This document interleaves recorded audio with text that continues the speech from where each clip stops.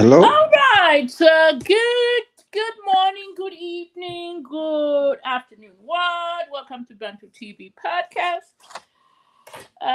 This is no other than Kalinda Shachinda right here in Indianapolis, which is the Midwest of the USA. And according to my time, it's what's this, 2:15 exactly. And like we do every Sunday evening or afternoon, wherever you are, if you're in Zambia, it's about 15 minutes past 20 hours.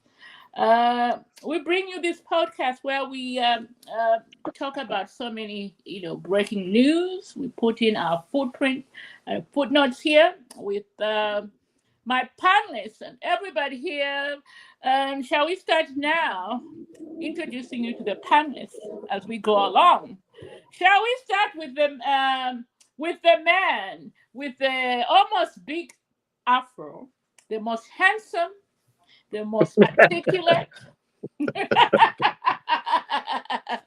all things in between. But if you're coming with your babuzelas, please. Well, yeah, I know my afro is, you know, is growing. The thing is this. Every time when it's my off day, my baba is also on an off day, so we got the same off day. So it's like I can't get my baba. I can't get him like all the time. Anyway, beside the point. Chanda Chirufia broadcasting live from Ontario, Canada, and thank you, ladies and gentlemen, for broadcasting live and tuning in into our session. We have, of course, a lot of prominent people that are we able to discuss issues that are pertaining to to Mother Zambia, and we would like to engage you, and of course, please subscribe to our page and like it and share it, and also if you want to contribute, you can always go into the comment section and say what you want, or you can come in as a guest. Thank you, ladies and gentlemen, and that's where I end. All right, let's bring in the man in. Are you in Shiwunji, Mr. Man? Are you in my father's backyard? Where are you? I mean, the network is very, very, very unstable. But can you get me loud and clear? Crystal clear, as far as I'm concerned. But from the other end here, it's breaking. But let me say this: I'm in Zambia. It's okay. Tomorrow is KK Day. We've been advised to go for sporting activities, health walks, to keep fit. And the Catholic community here is in mourning. The Pope was buried, and they expect a new Pope soon to be chosen from the conclave. Of course, it will take time. His word that struck me, I was struck by words that were mentioned at his funeral, where we are encouraged to build the bridges, not walls. The world we are living in now, it's like there's so much tension. Walls separate us, but bridges, they make us share ideas. And I welcome myself. I end here. All right. And the one and only, the most versatile, the most decorated, Mr. Chandakazia, come in with your vuvuzelas, please. Well, thank you very much. My name is Kazia. I am broadcasting from New Brunswick in Canada, where I'm temporarily staying.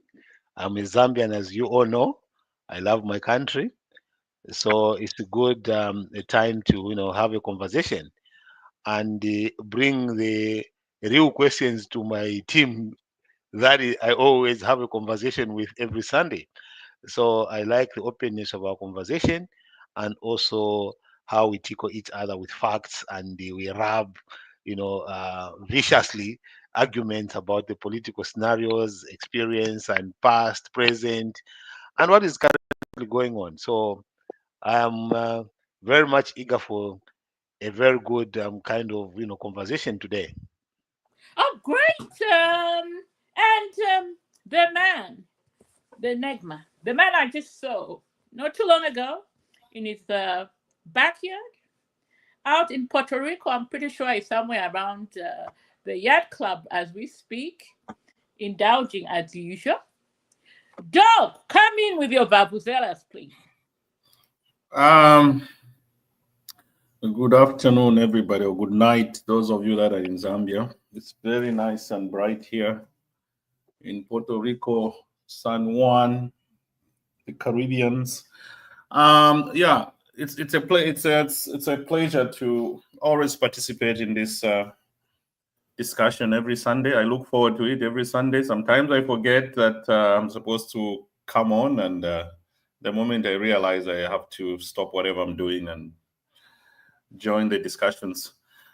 So yes, it's I look forward to participating and hearing from you people out there in Zambia or wherever you are in the world. Thank you.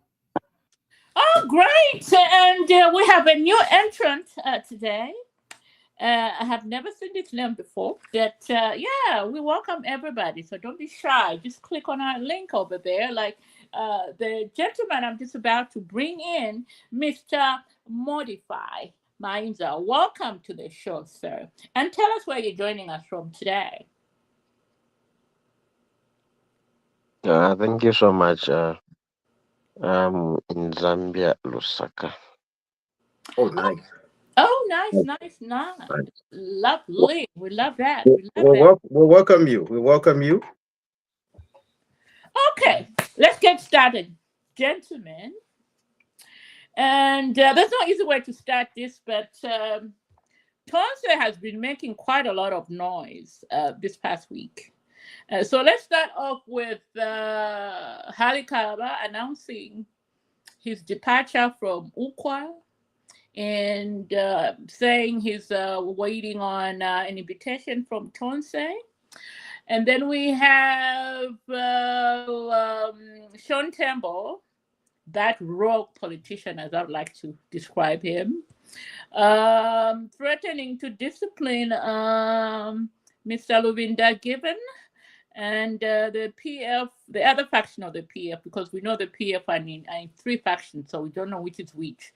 But the other third of the PF, headed by the man himself, the sixth Republican president, Edgar Lungu, and he threatened to discipline them, accusing them of holding dark corner meetings, and then we also saw M'membe getting into Toonse. I mean, actually, the catalyst to all this was a telephone conversation that went viral between the international relations chairperson in what is this Socialist Party, who were discussing the way forward to destabilize the the Toonse, so they could push in Mr. M'membe as the front runner in that organization to take on HH in 2026. I can't even breathe. That's a mouthful anyway. So with all that, Tembo came in accusing the Lubinda and Dakachinda. He was even threatening to dismiss them from the party. And then we saw the president, Mr. Lungu himself, coming in with a statement stating he had appointed Mr. Given Lubinda to act as the national chairman for Toonse, which apparently did not sit well with the chairman of the alliance as we speak, Mr. Sean Tembo. And he also went, "Oh my God, that's too much."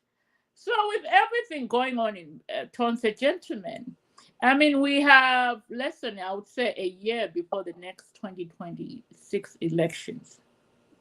Are these people ready to challenge HH with what's going on?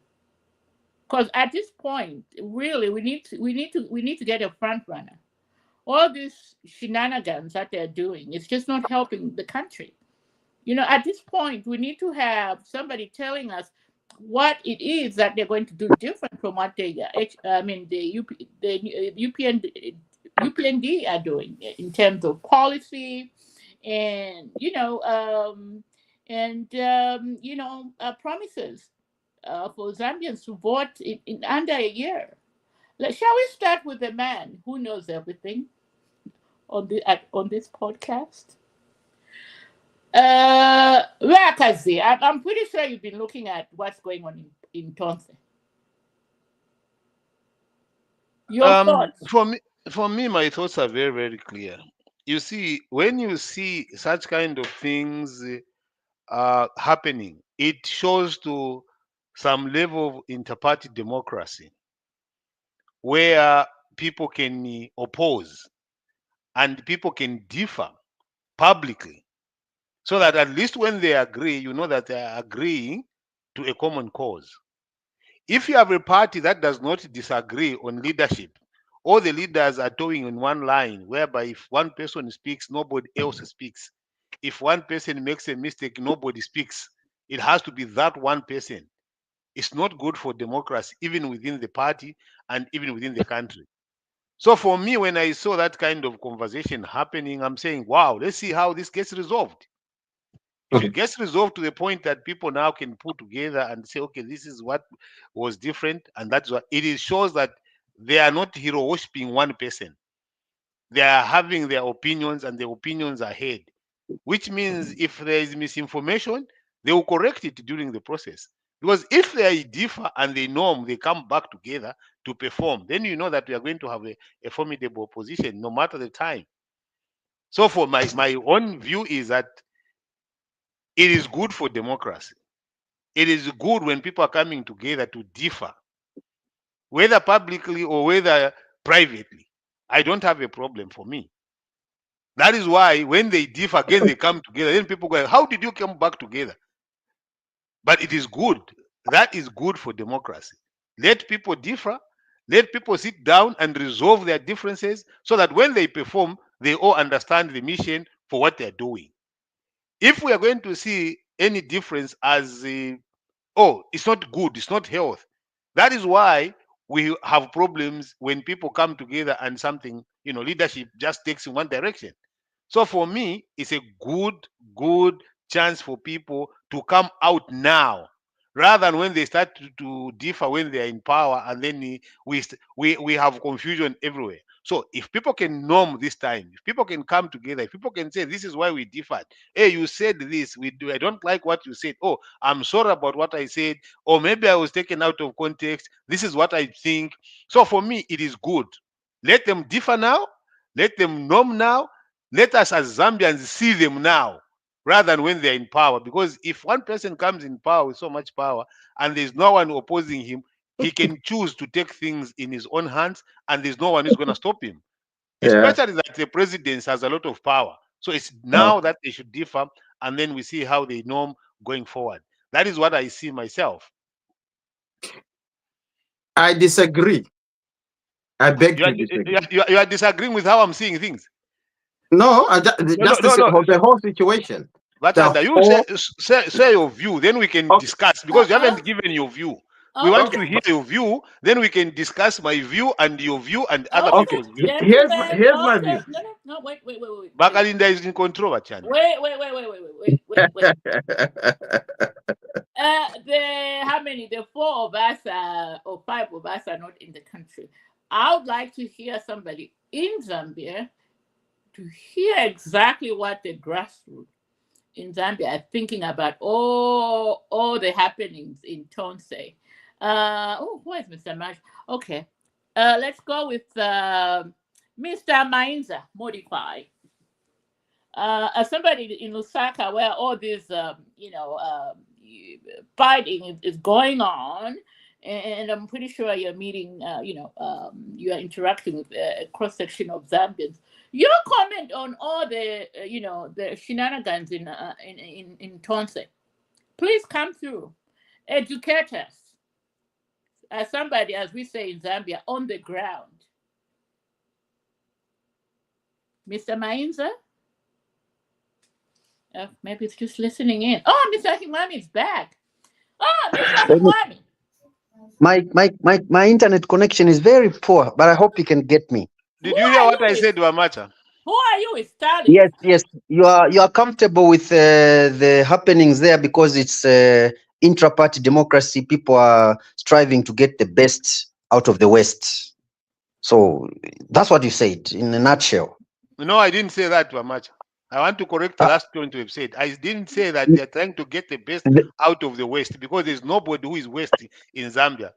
Everyone has a chance. So do not use my words. Sorry. Yes, there's nothing like being the West. God, I forgot. If we're gonna take that route, I'll come back and tell you what is West. But anyway, let me hear from everybody. Okay. Go ahead, Mr. Okay. What is at stake is see the Zambians seeing an alternative government where there is a shadow minister of infrastructure talking about how they would handle CDF projects once they are in power. A shadow finance minister. This is the time so that we start giving them marks. How do we rate them? Right now, Zambians are lost. They have no one to compare with the current government, and especially it's the way it's working. We don't have what I would call as for lack of a better word, a torch bearer. There's no torch bearer. There are no torch bearers from the opposition. Toonse came up. They had a nice meeting, gathering where they exposed their desires, their intentions. And we said, okay, being an alliance, maybe they'll come up with something, but now the center can no longer hold. They are cracking. It fills a hollow space in Zambians. It takes away their vision of maybe another government. If they are ready to change, the alternative is not there.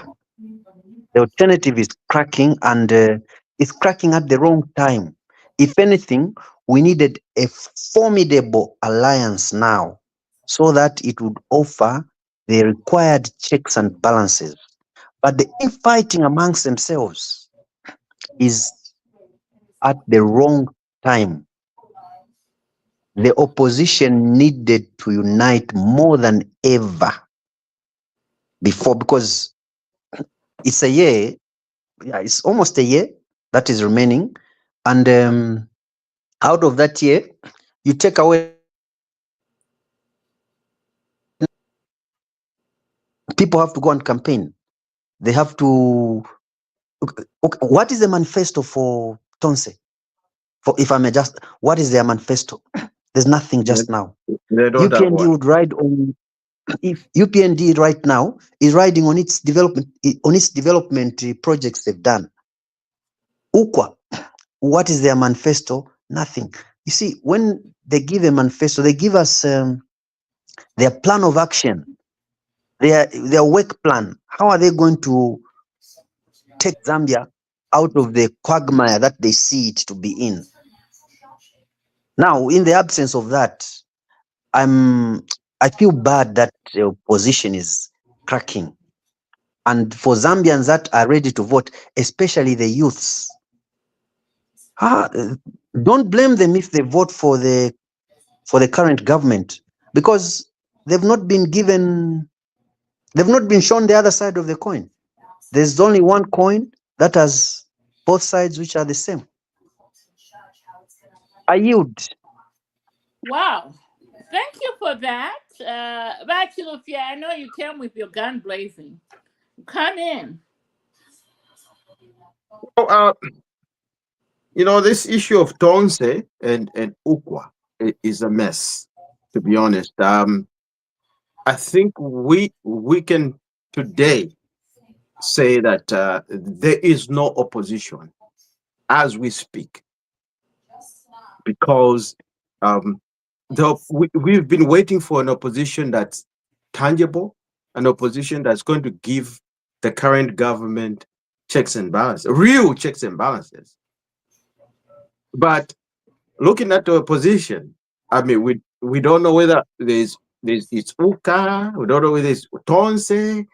Nobody knows. It's a confusion, and they're confusing the Zambian people, because the Zambian people want to listen to an alternative government in waiting, but they cannot listen because everybody in these two groups are disorganized.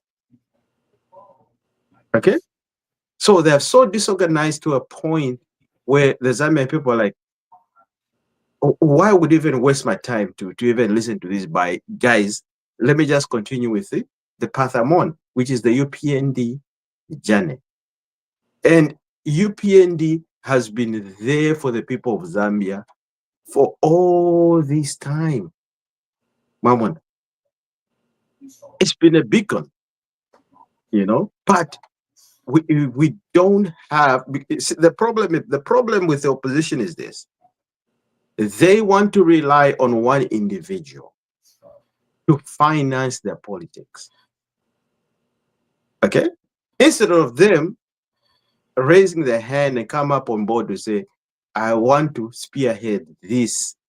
Okay, for example, if it was a Ukwa or Uka or Toonse or whatever, who is going to say, me, I want to be a president? Everybody's scared to say that, because they're being powered by one silent individual. You see? Which we know who he is, his name. Okay? So they're scared. They have to go to him and ask him, can I be a president? Or can I be, are we in high school?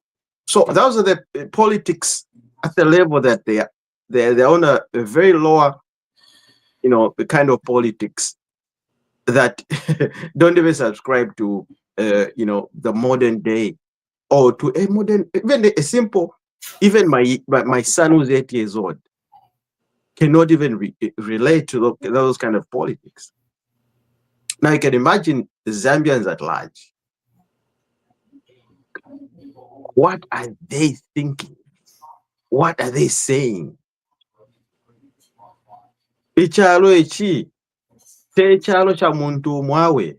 But we need to have opposition. But opposition needs to make sense. It's not just be an opposition of cowards and people with no plan. You have to have a plan. You have to have come up with real solution. When are we going to have the next Chiruba?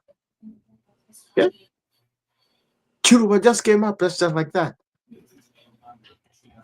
He didn't come from money. He didn't have nothing, but he had a heart for the Zambian people, and he gave his manifesto. This is what I'm going to raise, and this is what I'm going to bring, and everybody started listening to it. When are you going to raise your hand, Lubinda, or what's his name again? I forget. So many people in opposition. When are you going to raise your hand? When are you going to come up as a man? Man up. When are you going to man up? I rest my case. All right. Very passionate plea there. How about we bring in the one and only, my lovely husband, Doc. Just Yes. your take on this Uka Toonse yes, confusion, disputes, whatever going on, whatever Toonse disputes. to me, what Chilufya has mentioned one point that I agree with, and I'll just give me, and then Kazia also mentioned something that I don't agree with. So I'm going to address my point, but there will be in between the two of them, sort of, it's a hybrid between the two. First of all, Toonse, the way it was formed, it wasn't formed on a solid background.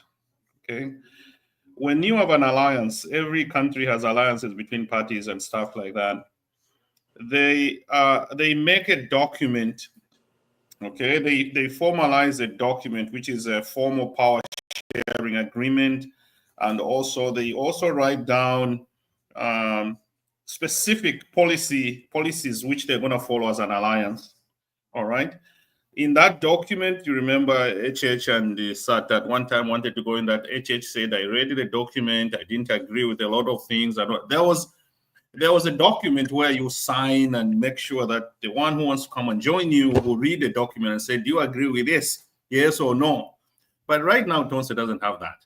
So each and every one of them that goes in there doesn't know the direction which the alliance is going to take. You need clearly written policies of the alliance, the leadership sharing of the leadership type of document, which will say, if we win, this is what's going to happen. There should be something that someone should read before you join an alliance.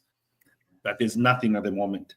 So what is happening is this dominant person who is not even in the country, who everybody looks upon because he's the only one who has got moolah, who's got money to fund.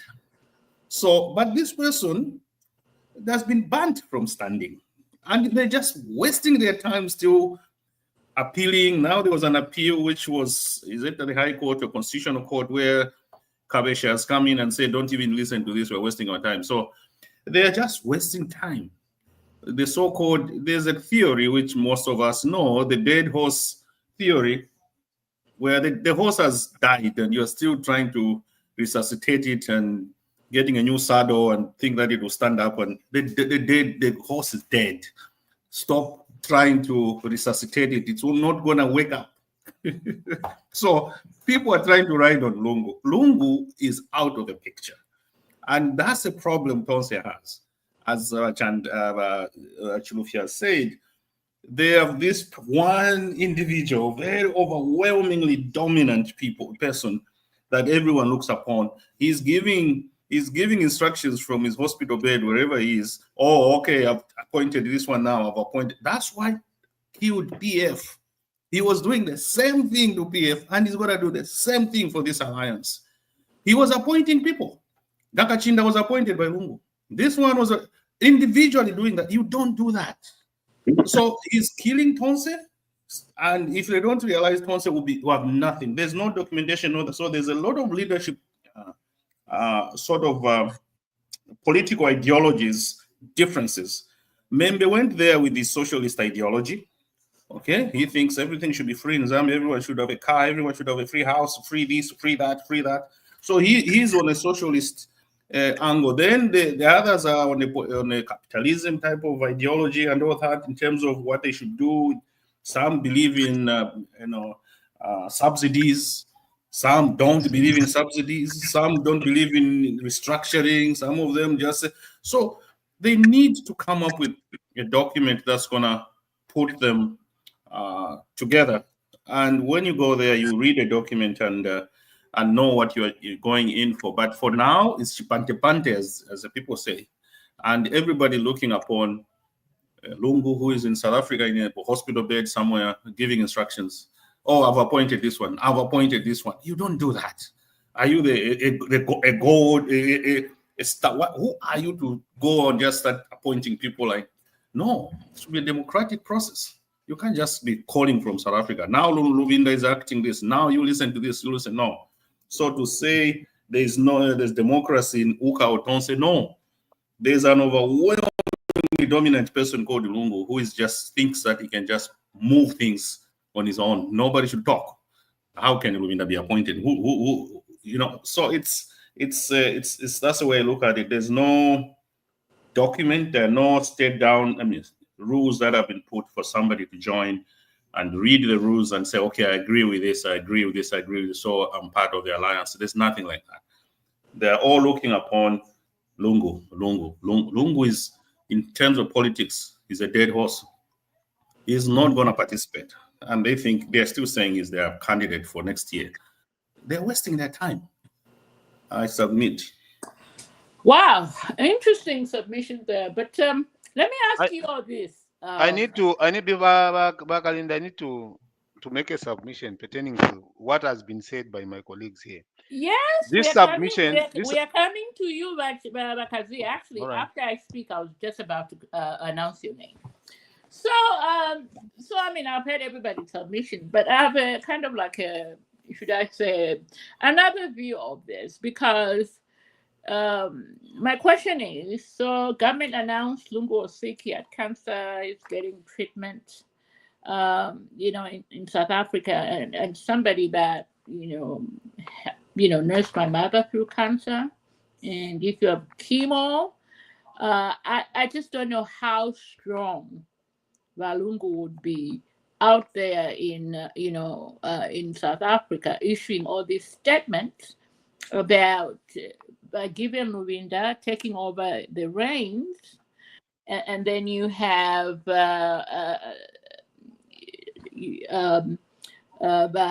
Sean Tembo also on another war path, and then how do these two meet in the middle to run Toonse? So I don't. First of all, I don't believe those statements that are coming out of the Lungu camp are any authentic at all, because because of what I went through nursing my mother through chemo and radiation. I really don't know if Mr. Lungu has any energy, unless if somebody is not telling the truth along the way. On that note, Bakazia, please take the wheel. Yeah, first of all, let me be very categorical here. Your colleagues, all of you are speaking about Toonse, you're speaking about UKA, PF. I need to speak about UPND. And I want you to listen and listen really good.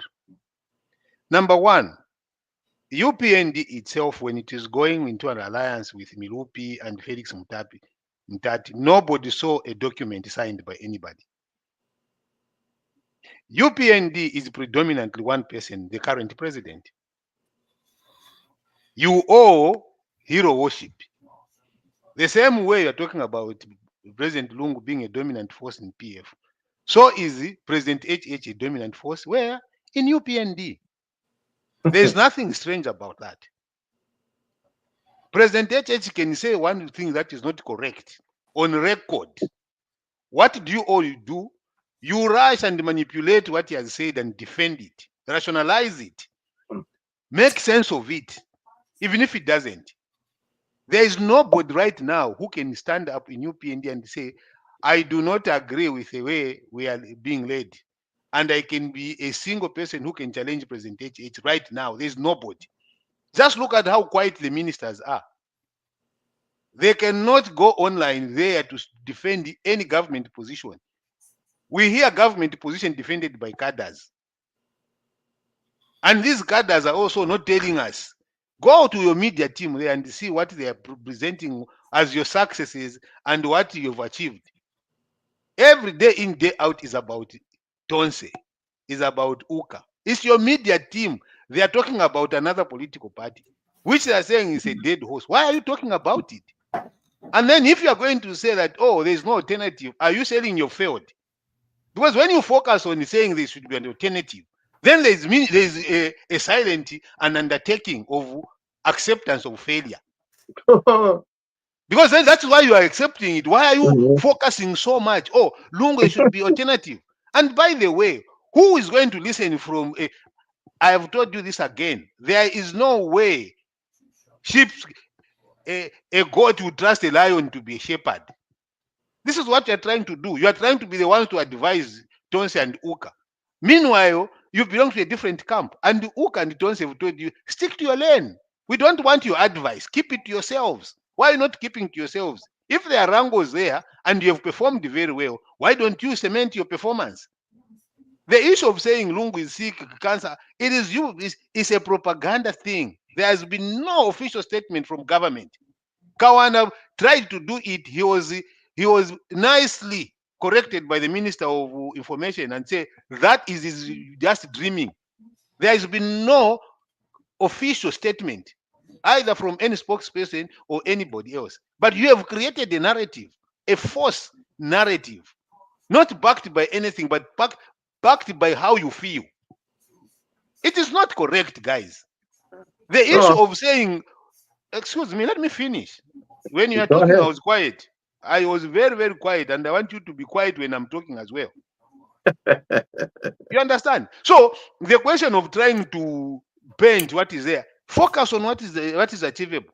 What have you done about the cost of living? What have you done about agriculture? What have you done about energy? What have you done about the general degradation of the economy? What have Ah. you done about putting the In localizing the economy? conclusion, So the issue of trying to paint Toonse by manipulating the information does not arise. Let's be factual here. If Toonse, Uka have issues, let them resolve themselves. They don't need you to resolve them. They will resolve it by themselves. It's a failure when you cannot tell us what you are doing to reduce the cost of living. People are complaining about the cost of living. What are you doing? You are busy everywhere. No, everything is fine. If it's fine, well and good, people will judge. It's not up to the UPND to judge how the political structure would be. If they fail to organize themselves, they have themselves to blame when the time comes and UPND wins. How is it going to be a problem for UPND if the opposition is not organized? It's not your problem. Stick to your lane. Oh, thank you. Thank you for those submissions, Wakazia. And let's bring in Mr. Himwani. Please answer Wakazia.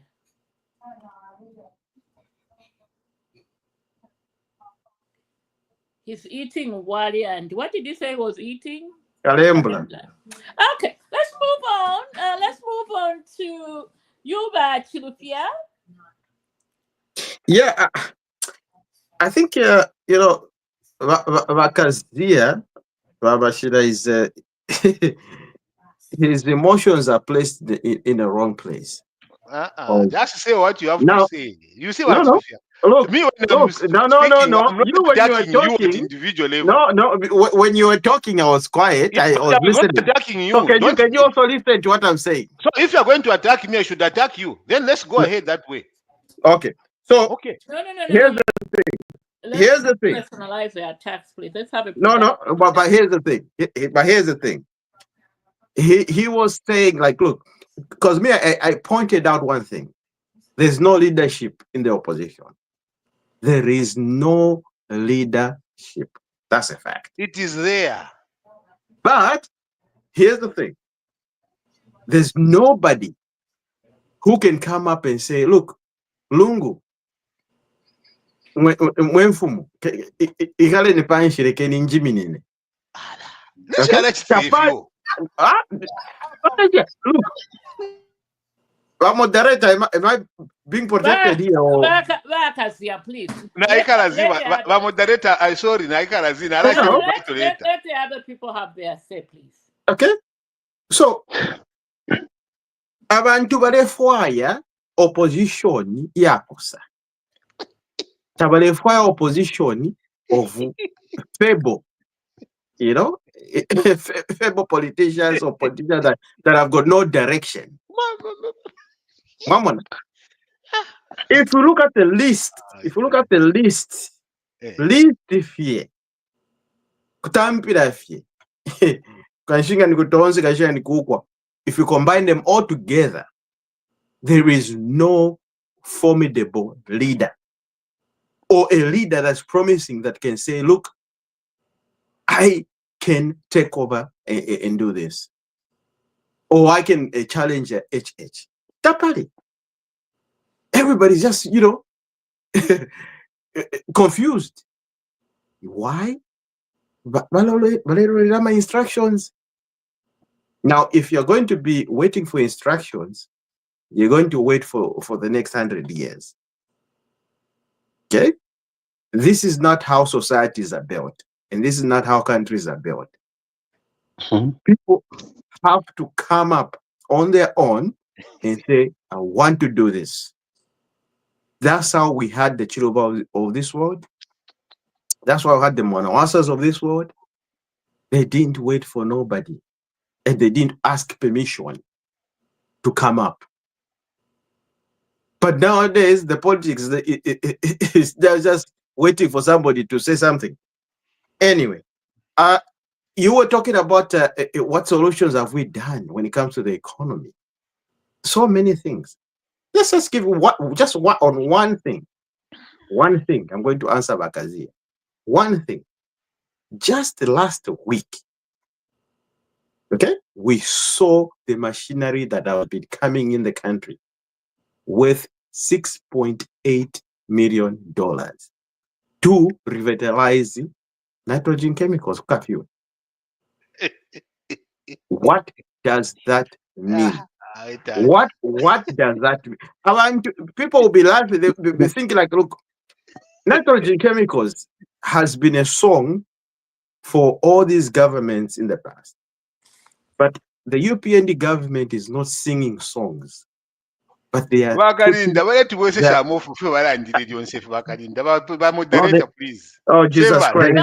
Can I finish? You know what? You see why Can I I'm giving finish? you more time? It's because you let to interject. As a result, his time is getting increased. Can I finish? If you'll just, quiet it down so he can finish, we'll be done. Yeah. Go ahead and finish, please.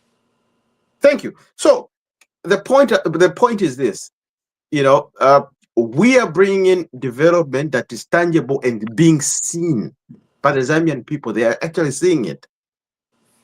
Pioko mwarera ndatisontopo mbere finomba charemi so alemieva jesontendi where the development is, because if the cost of milling meal is going to drop down, how is it going to drop down without having cheaper fertilizer?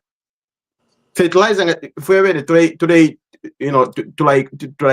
produce women, all the farmers will be buying it at a lower cost, meaning the cost of producing amatava, ubunga, and everything, it'll be at a lower cost.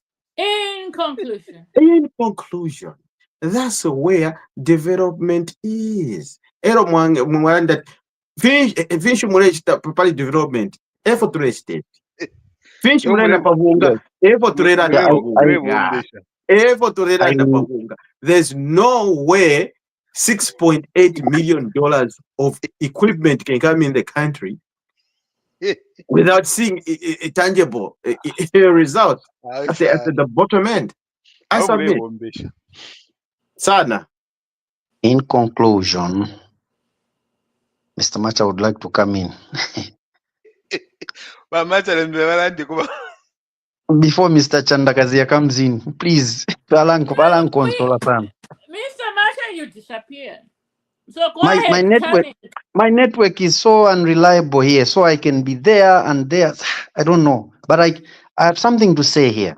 Please go ahead. See, the saddest part about UKWA is that it's an organization of individuals.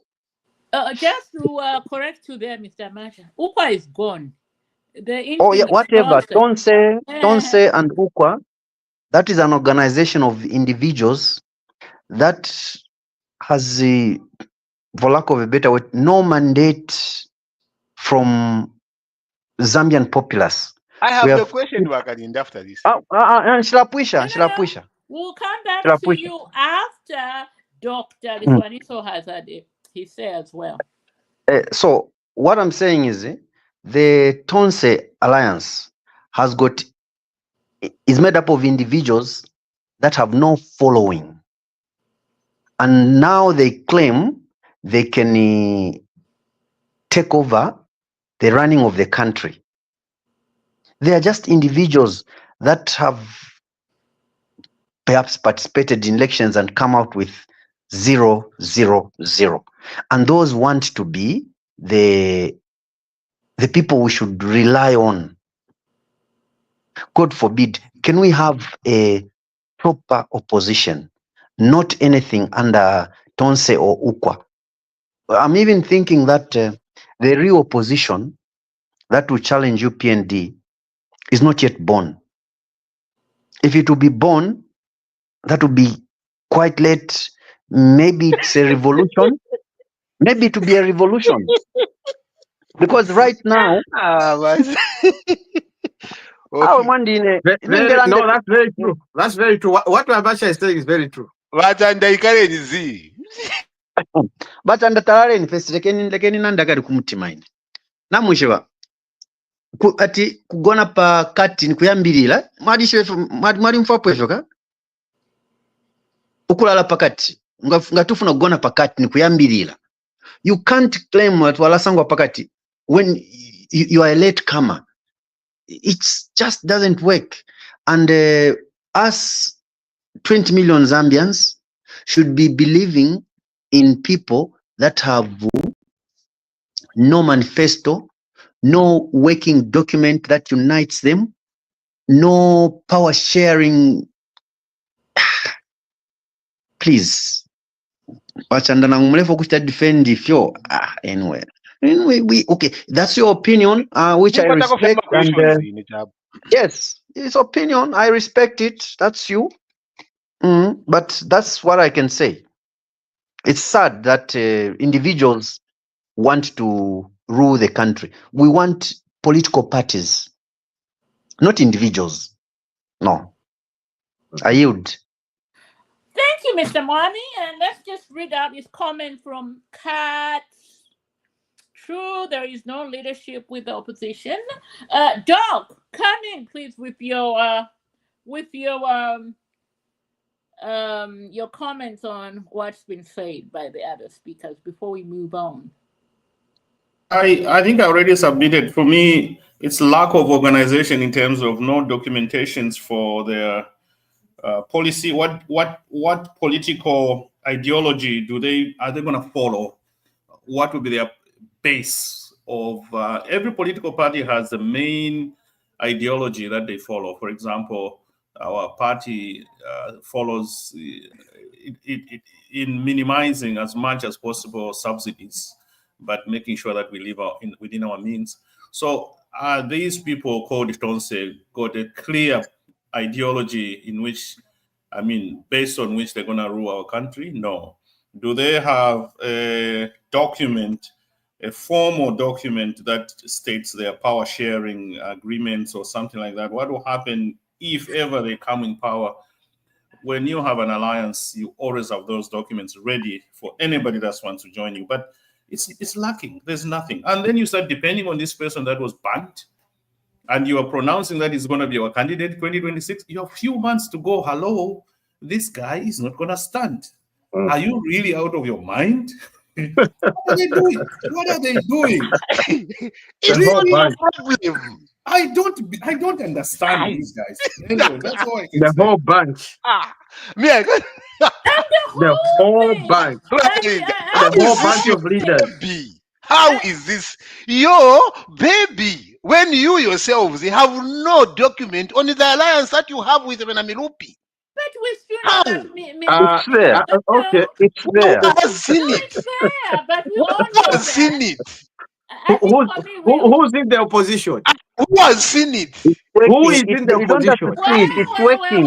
You see, Who is in the opposition? Let's not overtalk each other, please. Vagalinda, let me submit in 1 minute. Please, before you, please.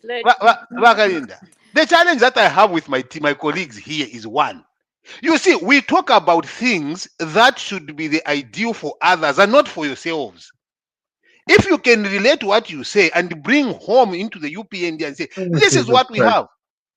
You see, when you talk about the alliances and all these documents which Dan is bringing, very good, yes. There must be some kind of an alliance document and everything else. But do you yourselves have one which you have shared with everybody? The answer is no. Your 1 minute is over. Your 1 minute is over.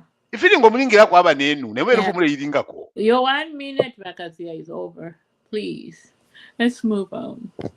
So, okay, documents, ideologies. I just have one question. Like in the instance of Fred M'membe, or as we need to rightly call him now because he ended, Dr. Fred M'membe.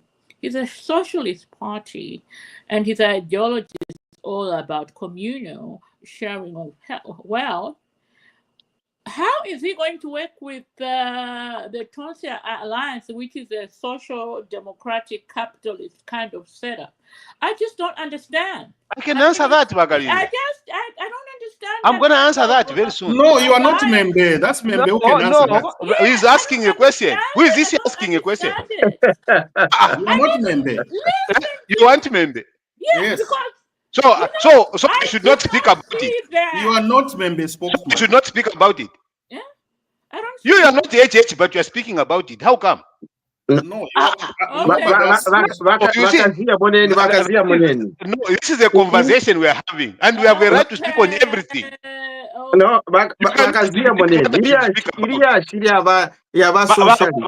You cannot dictate in this conversation what I should speak No, about. we're not dictating. You guys, can you stop me from saying it? Okay, go ahead. Speak your mind. Speak your mind. Here we speak our minds on this forum. We don't gang each other. Speak your mind. Speak your mind. It was just a Speak question. your mind. I need to be protected here. I have to speak my mind. Let him speak his mind. Yes, Danny, stop gagging me. I am just slowly trying to who is wondering is that The question was directed at M'membe. M'membe is not here. I am here. Who understands what Toonse is applies for? You I don't. don't understand that mixing. I want to explain it. Before you do, I know there's been some talk about UPND alliances, but when I look at the lineup of the UPND alliance, there's nobody in that alliance that believes in socialism. Even Kawara is from the opposition. You know that, eh? It's not UPND. He's an alliance. He doesn't believe in socialism. So those are two different ideologies. I can see the UPND alliance working. I don't see the Toonse alliance working. Exactly. And they're in there because they have different ideologies. Exactly. Ask a question. That's where I come from. Can I ask a question? No, it's not a question. Now you come and you said you wanted to ask. Yes, because firstly, I don't know how many of you here have read the Socialist Manifesto, the one Dr. Fred M'membe has, or it is a philosophical orientation of socialism that you are using, because there are two different things. He might be socialism is socialism. I think it's important. Socialism is socialism. There's nothing. There's no two ways about it. You should be the one to speak. Now Chanda is Chirufia is there jumping in. Chirufia, give him 1 minute. When it is me, they give him 1 minute to speak so that we move on. You see, President Fred M'membe it's a belief that yes, socialism is what it is. But then he's not in oblivion to what the political systems in Zambia are. So when he starts to talk about the alliance, it is one of the things that they can do. How do we mix our ideas and our manifestos into one? And then have one leader who should be in front. But when they are making this thing, it's not going to be easy. It can break totally, whereby they disintegrate and everyone goes their own way.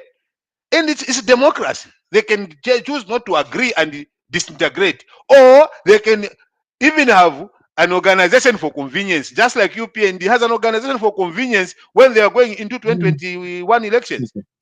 We saw KBF was there. We saw Mutati is there. We saw Milupi is there. They are the convenience for them. And these are the things that I'm saying. In Zambia, if you want to take the theoretical constructs and say, oh, this is what is going to define the unity about people, it's not about that, my view. Because UPND has created a gap. And that is why you find that now you are struggling to defend. And the way you are defending is that you are going after people that are trying to organize in a way away from yourselves, wanting to understand how they are going to organize, who is going to be the leader, what is going to be the manifesto, but you are not speaking to yourselves to say, how are you going to address the cost of living, which people are saying, how are you going to work going into 2026? You have not given us your manifesto for 2026 and beyond. Why are you focusing on the manifestos for others for 2026? Yeah, bring your manifesto first. Your 1 minute is done. Let's move on. Okay, I'm not going to ask any more questions because it just brings in a lot of side shows over here. Shall we go on to the next topic? And that topic is that of What was that next topic? It was on, oh yes, KK International Airport witnessed another arrest by the Drug Enforcement Commission, where this Indian national was arrested with $2.3 million and suspected gold with almost 800,000 kwacha en route to Dubai. I mean, in the last 2 years, gentlemen, I mean, it seems to me that there's a lot of activities in terms of these illegal, swindlers, minerals, suspected minerals, and millions of dollars being confiscated by the state machinery. I mean, is KK International Airport has no security? What's going on over there? If you have these international, smugglers with huge sums of money being arrested there, what's going on at KK International? Are our security wings weak? Who wants to go first with that question?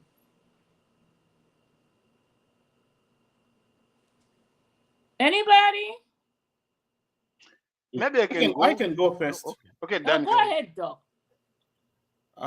Yeah, actually, this news is not. It's quite stale now. It's about 2 weeks ago when this happened. This Indian man by Patel or something, I think, he was trying to travel to Saudi Arabia or somewhere, and they caught him. Before he boarded the plane, he had so much money, 2 something cash in US dollars and gold blocks, 7 of them, gold blocks, which were worth a lot of about $500,000. So anyway, to me, it just indicates that, remember, most of this, I watch a lot of programs regarding immigration, airport security stuff on, there's a program which I normally watch, the US border, Mexico border, how they catch these guys. They say 10% of contrabands across the airports, 10% only are caught. 90% go through. Okay. So you can imagine what they catch is only 10% of what illegal contrabands pass through their borders and the airports. Only 10%. It's just the tip of the iceberg. So when you catch one, just know that 90% of that type of thing have passed before. So to me, it looks like our airport has a little, just like most airports, they have this, what do they call them? Organized gangs, organized crime type of thing. This guy could not come there with a bag full of money and gold, whatever. It was not concealed. It was just in an ordinary bag, and he was carrying it nicely. To me, there was some the breaking in the system of bribery or something. Someone's supposed to have been taking care of that. But I think at the time when he arrived at the airport, it's either the person that was greased, or the person who is supposed to take care of the whole contraband was not there, and this person ended up being discovered. But otherwise, I think it is definitely a sign of corruption at the airport. It's very common in these airports to find that these bad guys or the people that are moving illegal contrabands, they bribe certain groups of people through the airports, and they just pass through. They don't go through security. They don't do that because palms were greased somehow. So to me, it's just an indication that this person was part of the cartel that normally does this thing. It's not his first time, definitely, probably his third, fourth time, bearing in mind the statistics that are there to say only 10% of contrabands at the airports and borders are discovered. The rest just managed to pass through. So we need to heighten or improve our security mechanisms at our airports, because it was just too obvious for this person to walk in with 2 bags of this type of contraband without even concealing it in anything. It was just in bags. That's it. $2.3 million. Yeah, and he was carrying the bags just like ordinary person, and he was going through. And how on earth did he expect to pass through those metal detecting thing and the X-rays and all that type of X-ray machines and all? It's just it's definitely that person should be interrogated better. He's going to review more than the eye can see. That's what I think myself. All right. Well, I guess the Zambian government gets the $2.3 million, right? And the gold he forfeits, right? I'm thinking. Back as there. I tend to agree with you what Daniel said. You know, Dr. Daniel said it's just that we need to just strengthen our security systems. Otherwise, like he's saying, you know, there must be someone within the airport doing that. It's kind of a cartel, which I think government must really look out for, because a lot of leakages like that might have happened. People might have actually run away with a lot of money, but now maybe this is the tip of the iceberg. Like he's saying, you know, if we can only catch 10%, which means if that is 2 million. So if you did that, almost 100 million is gone through the same thing. So maybe we may need to work and look at the immigration system and look at our surveillance system. That should really upscale, and then also make very strict measures that when such kind of monies are taken, maybe if they are legitimately owned, we tax them, because again, you know, taking that money and say we're going to keep the entire of it, and then the matter is going to court. At times we lose out both the money and the tax that we can get from the money like that. So probably we can say 50% immediately is taken away, and then 50% is taxed maybe at 35%. So you may have a 2 million, you end up getting 100,000, and then you go out of the country. It's done. If we take the prosecution route, I can assure you, people that usually involved in such manners have a lot of money. They corrupt their system, they corrupt our system. And you know, looking at how much we pay the people that are in the investigative wings, it is a disaster. Did you know that I think police officers are around 4,000 kwacha per month? Now he's a person who has gotten a $2.5 million deal immediately. Imagine how vulnerable that person is in terms of being corrupted and the person looking the other way. Because again, you know, we have not looked after our people that are in these law enforcement wings very well to, you know, make sure that such kind of things are caught early. When you see them catching one like that, it means that really there's a lot of money wasted to just make sure that we put up teams that can do that. So for me, I'm thinking that let's also look at the people, our officers, our people that are actually working, curbing these things from fleeing the country. How well do we look after them? What conditions do we give them? You know, so that they remain not vulnerable, but remain protected, and they feel valued as very big contributors to our country. Wakalinda and the team that you may be here, you may wish to know that one of the things that I got an experience around is that when we engage people that we employ, we always want them to deliver and saying, okay, you should do this, you are in the law enforcement, you are this. But when we come to look at what are the general conditions that are around the people that we have given so much power, so much legal, you know, mandate, what is it that, how are we treating them? At times, these things have a difficulty in terms of getting the results because of how we've treated our officers. But I think over and above, I agree with what Daniel said. We need to do much more in terms of making sure that we look out for our country. Back to you. Quite sorry, I dropped off and going to deal with other issues. Yeah. So, speaker, where are we? Where are we? We are talking about the $2.3 million. Mwilava pera na chance ava nava luvana kaleta vachipa kulekeni vambi valandeko. Awachanda. Ni shiburefa kunchinga. Yeah. No one did. Burefa kunchinga. Yeah. Wish Maka. Anyway, we're talking about the $2.3 million money that was found on this Indian national at KK International airport, and gold bars worth about $700,000 or $800,000. And I think the question that I pose to everybody is that is our international airport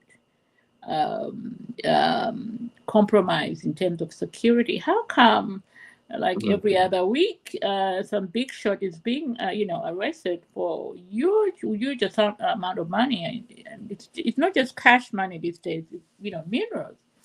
What's going on over there? Your take. Well, I think if we look at the corporation itself, it needs to be in fact, the system in which it operates on, or the laws or security system that is there, need to be revised, because we're now looking at the 21st century. Where we are is there way advanced people that are advanced in terms of how to steal things or how to bring things in and out of the country. And if we're not up to par with international standards of all international airports in the world, then we're going to have this problem. Because they'll say, oh, if you go to Zambia, it's easy. You can go there. This is going to happen. You can easily get this. You can easily get in this. You know what I mean? So we need to bring Zambian airport corporation at a higher standard, at the level where it's recognized internationally, where these issues should not be a problem. These issues will be, arrested before they even get in or get out of Zambia. So God and all these other things, it's just the tip of an iceberg. You can imagine this is just something that has been reported. What about the other incidents that have not been reported or have never been reported? Which means there's so many. Okay, so we need to arrest these issues by bringing in a pure force. So now it actually brings me to the next topic. Actually, well, when you introduce it, we're going to discuss all these issues and how it's going to be incorporated into a new system, into the next 21st century, and how we're going to move above board and become an international standard in terms of airport systems. It's every day. Like you go to any international airport, people are trying to smuggle stuff and stuff, trying to bring in stuff. And it's about training. You're training the individuals that work in the airport systems. Agents, you train them. They have to have properly trained. They have to be up to date, in terms of capturing and knowing. Or sometimes psychology, and we also have a security system that is working hand in hand in Abantu Baba Airport. But all these issues, it's sad, but these issues can be arrested easily. When we go into the next segment, we'll be able to discuss all these issues. I rest my case. Okay. So I learned something new today. So, you're telling me that the KK International Airport is not up to international standards in terms of security awareness. Is that what I'm hearing? Well, in terms of international security, here's the thing: if somebody can have that audacity, okay, to say, I can, easily get out of Zambia with this kind of thing. What about those people that have been doing it? Okay. Okay. What about the cartels that are getting out with $10 million or $20 million at maybe New York International Airport, LaGuardia, or Miami? What about those? Well, now we're looking at a different level, but the level we need to look at is the Zambian level, at the Zambian level. Or maybe the $5 million at Johannesburg Airport. I'm trying. This person was going to another very developed country's airports. So It is a chain. These guys bribe every airport. They know who's going to handle it at this airport, is going to handle it. So it's nothing to do. Basically, all we have to do is to make sure people are vigilant anyway. But to start blaming our standards of security, somehow it's a little bit unfair. But as Wachandagazi has said here, we just need to have very committed security personnel that cannot be easily bribed. That's the only way to stop this. Yeah. My point actually was let's train our agents to at a level which is at a higher peak than what it is. Let's train. What we need to do is let's train these people so that they need to have all the gadgets, they need to have all the machinery, they need to have all the detective style and somebody just can't come in and walk in by international airport in Mozambique. They need to have all these gadgets, latest technology. It needs to be there. They need to have all these things at their disposal.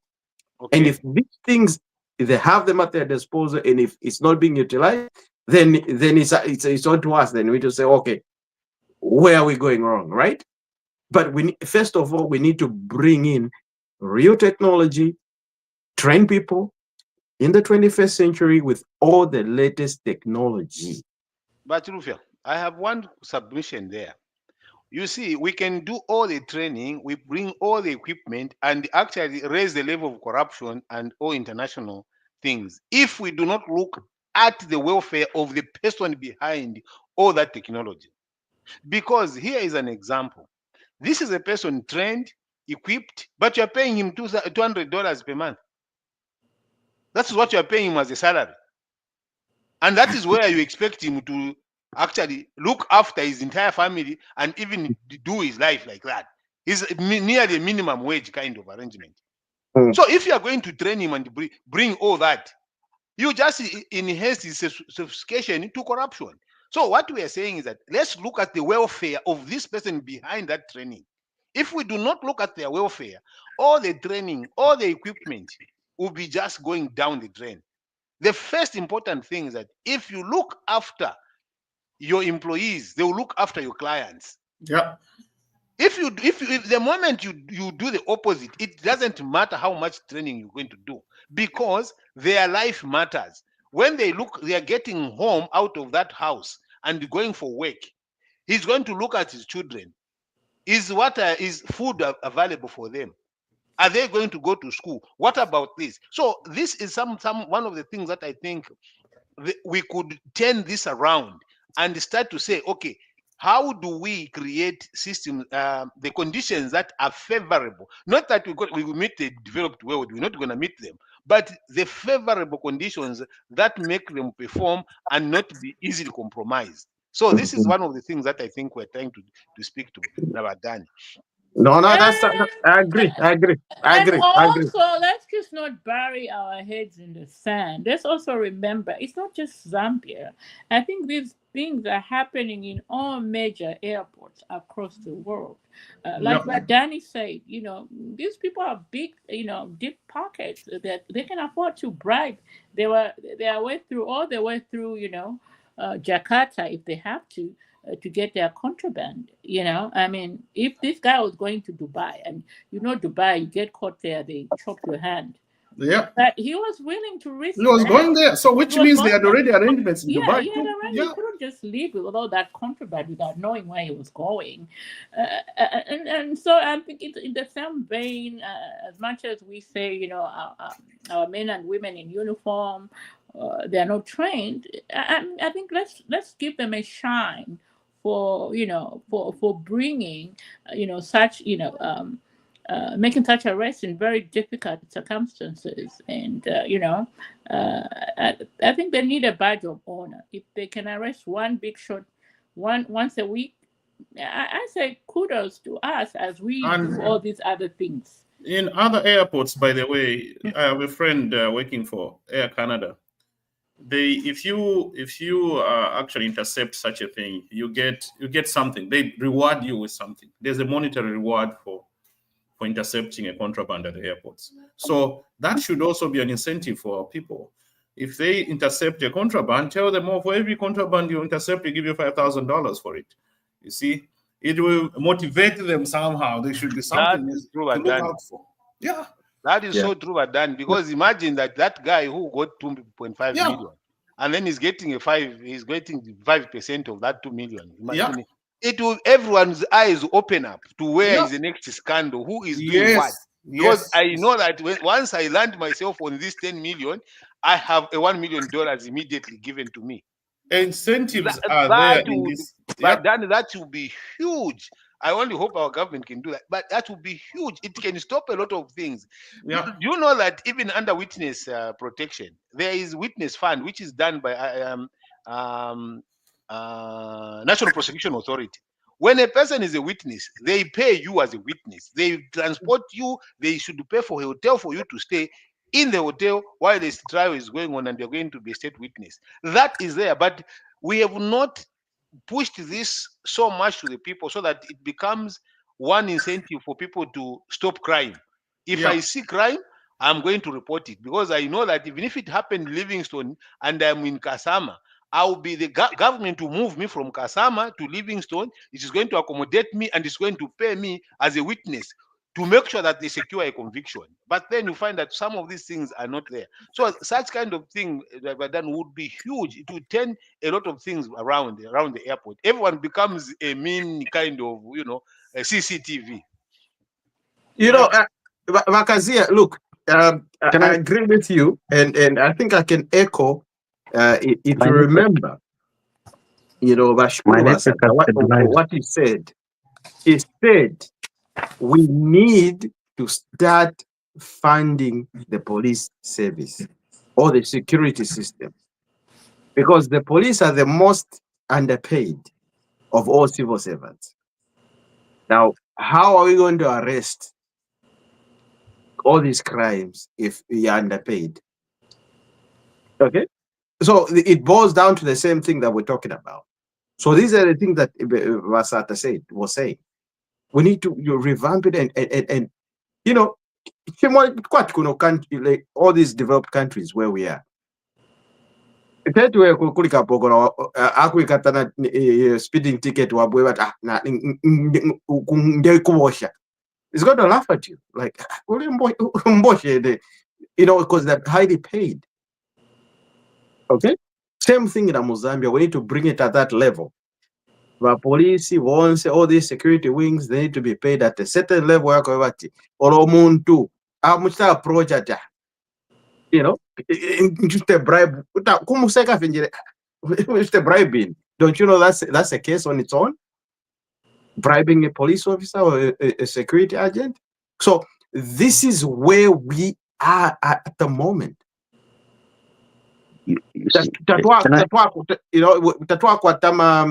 We're not the security agencies, starting from the airport anywhere, we're not properly paid or properly remunerated. So it is what it is, buddy. Let's bring in the man who's been quiet. Hopefully his network can hear us now. My network, it's not being quiet. My network is misbehaving. I have this point to make. All this talk we are having now about what is happening at the loosey security arrangement at the airport is because we don't have, can I put it like, a strong shadow transport minister who would approach the current minister of transport, give him ideas like Mr. Chanda is putting it. I imagine Mr. Chanda is a shadow transport minister, puts those ideas in the transport minister. Surely things can change, because that much money to be out of the Zambian economy, we don't know how was that money made. Did they pay tax? I can imagine. I can imagine how much we were about to lose out. The opposition is not serious. If the opposition is going to talk about this, they'll pick it from the negative side, or they'll just say, we have a weak government, we have people that are not working. What solutions can they put up to stop such scams? If I heard someone from the opposition saying I they don't would, think they would do. you're being fair to the opposition. It's not opposition's job right now. No. If there was a strong shadow opposition, alternative government, lekeni nande, lekeni mpushe. Oh my goodness. They would give me hope. They'll give me hope, like I said. I think if these guys can work like this, if they come into government, right now they are in opposition and they have such ideas. What more if they come to government? I think these are the right people to vote for. I can vote for them because I wouldn't love to see my country bleeding. Right now, it's not good.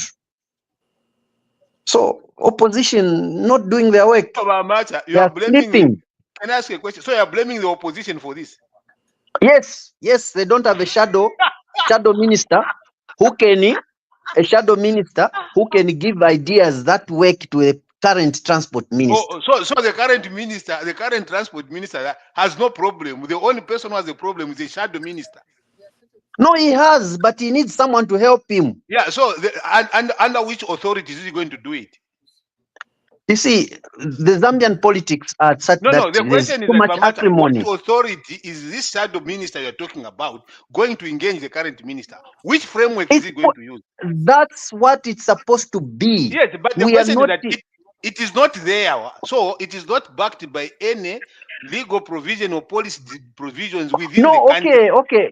If he can't, he'll just go on the media and broadcast his ideas. Is that the way you want us to run the government, by matter that when there is no framework? No, he can go on the media and broadcast his ideas, and if that minister can pick one or two things, better. As a shadow minister? Yes. All right. From where? Let's move on. From the opposition.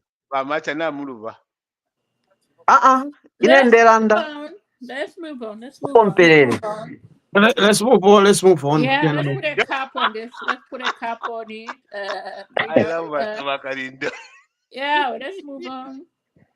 All right. So I'm gonna marry these two because this one, there are two things here that happened. Well, there's one where an entire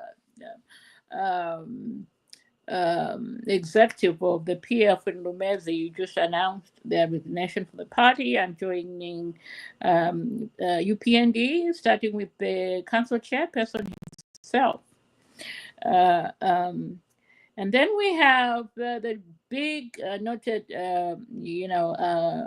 resignation was that of Paul Moonga, who used to be in UPND, went to PF.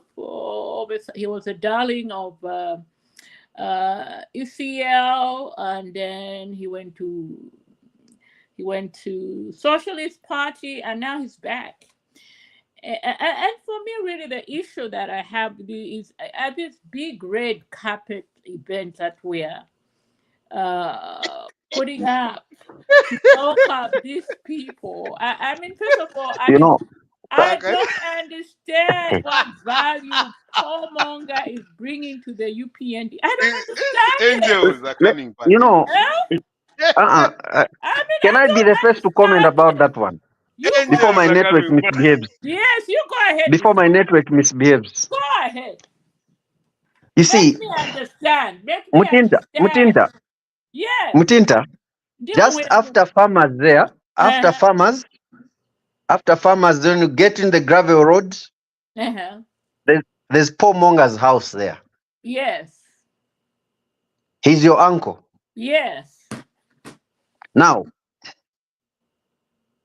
if we really were to be fair to each other, to be completely fair, Paul Moonga spoke very ill of the current government. He frustrated. If you took a knife and that was when he was in PF. If you took a knife and sliced his wrist, only green blood was going to come out.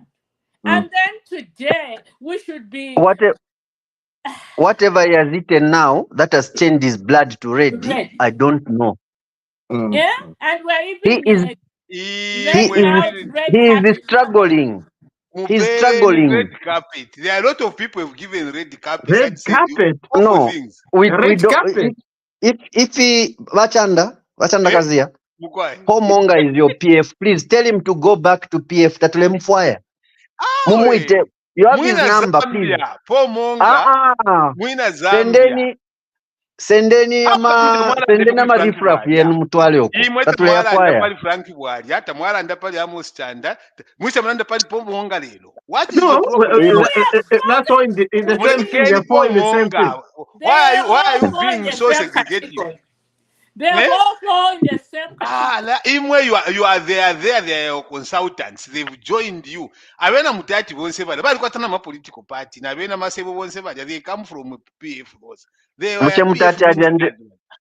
Mutati adiande pweti avola. Atalira sumino pa UPND. How was it? Did he land there? Imwe ni mwe mulepokelera abantu. Imwe ngabaisa they insult where they are coming from, and you think they are very good angels now. They are not going to do the same should there be problems within UPND. So keep receiving them. These are people that benefited. This is what for me as a man of my words and principle. If you want to go, just go. You don't have to insult other people that you've worked with. Waya join nokulanda. No, don't say, oh, they think like you guys are very stupid. You don't think when they come with that kind of mentality. They come and tell you tukana yesterday aisa kuli lero imwe apokelera mwamba nokupepa mkwaye po monga na join na isa na abantu we shall deal with. Sure, really? Imwe ba UPND imwe mukalilecha mukolele imwe laying down the red carpet for Paul Monga. Yamunyokola njala Paul Monga. The problem is that you see, if you are used to betraying other people, this is what you do. You want to paint the people that pedestal you so further. If today I wanted to leave, I say, I'm not supporting ECL. Why should I say bad things about him? Why? Why should I say bad things about him? Why should I say bad things about the government that I worked with? Why should I now? Now, these all the people I worked with, they are mad. They were bad. Now, UPND. Yesterday, someone was insulting you. And then you guys think it is okay. You're giving them red carpets, airtime, whenever M'membe. He jumps on the project. He's now more spokesperson than Cornelius Mweto. How? You can't see that this is not good for people. People, Abantu, they are not stupid. They know what has happened to those people. They know. And when you try to do this thing, that this whole Balu, we have seen it before, Bakalinda. We have seen it before. From UNIP, you check MMD. People moved from UNIP to MMD, from MMD to PF, PF to UPND. Same group of people. And they behave the same way. Wachanda, listen. One more last contribution. These people that you are receiving like this. As we are there, we are watching Tata. That's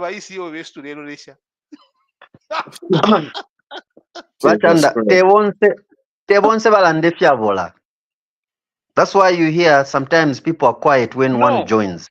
When I say Fiavola, let me clarify what I mean. I didn't mean that it's like today, Bamacha, you're my friend. And when you are my friend, and Dan forms a party, and I was your right hand man, I was working with you. Then I go and join Danny. Then I started about mouthing you to Danny now that, oh, you are a very bad person. What you stand for is wrong. That is not right. If I want to join Danny, let me just join Danny and have nothing to discuss or negative about you. Because that is not the way a real person behaves.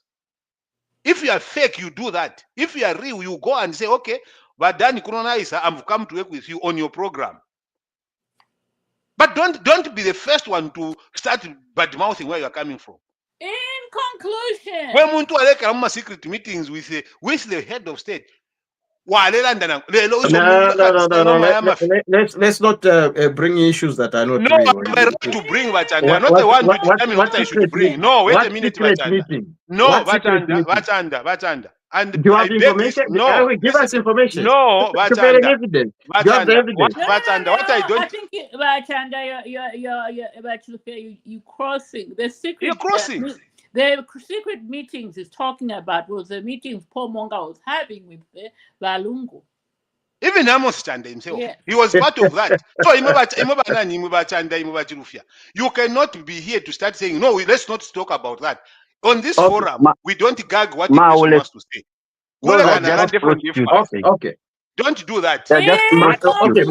In conclusion, Give your view.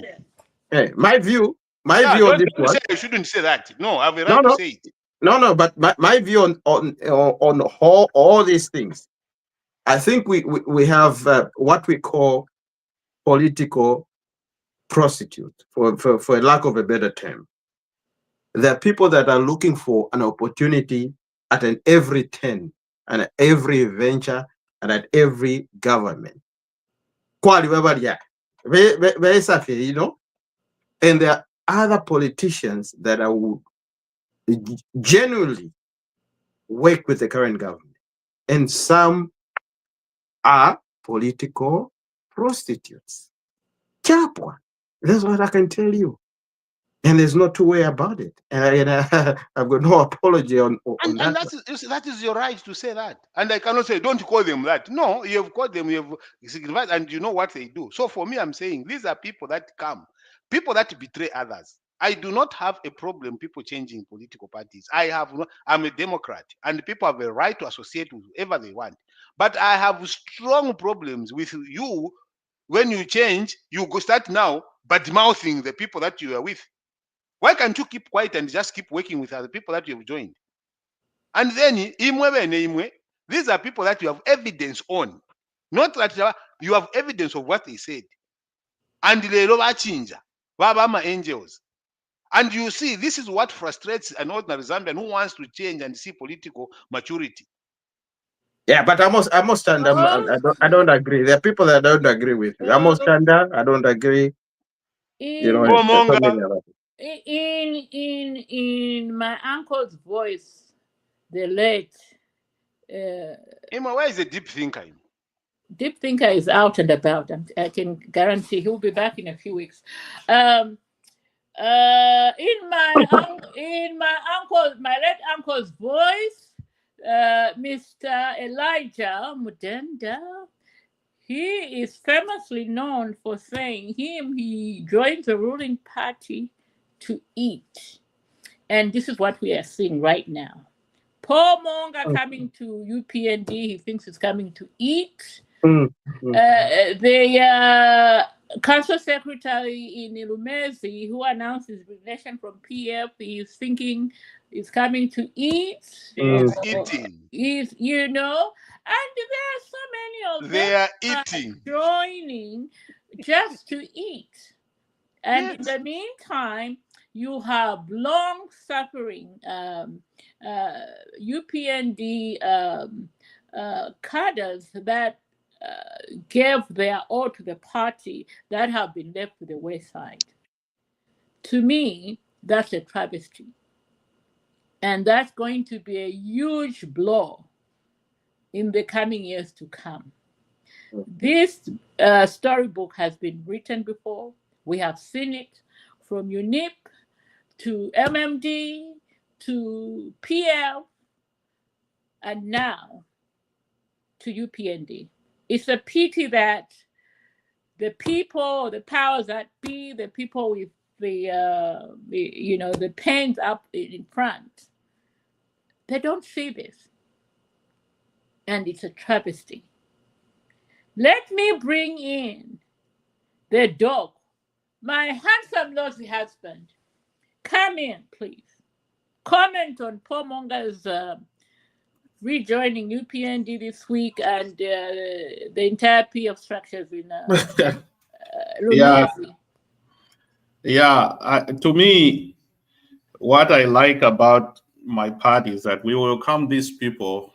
And Chanda knows, we have discussed this, me and him. But we know, don't worry, we know how to deal with them.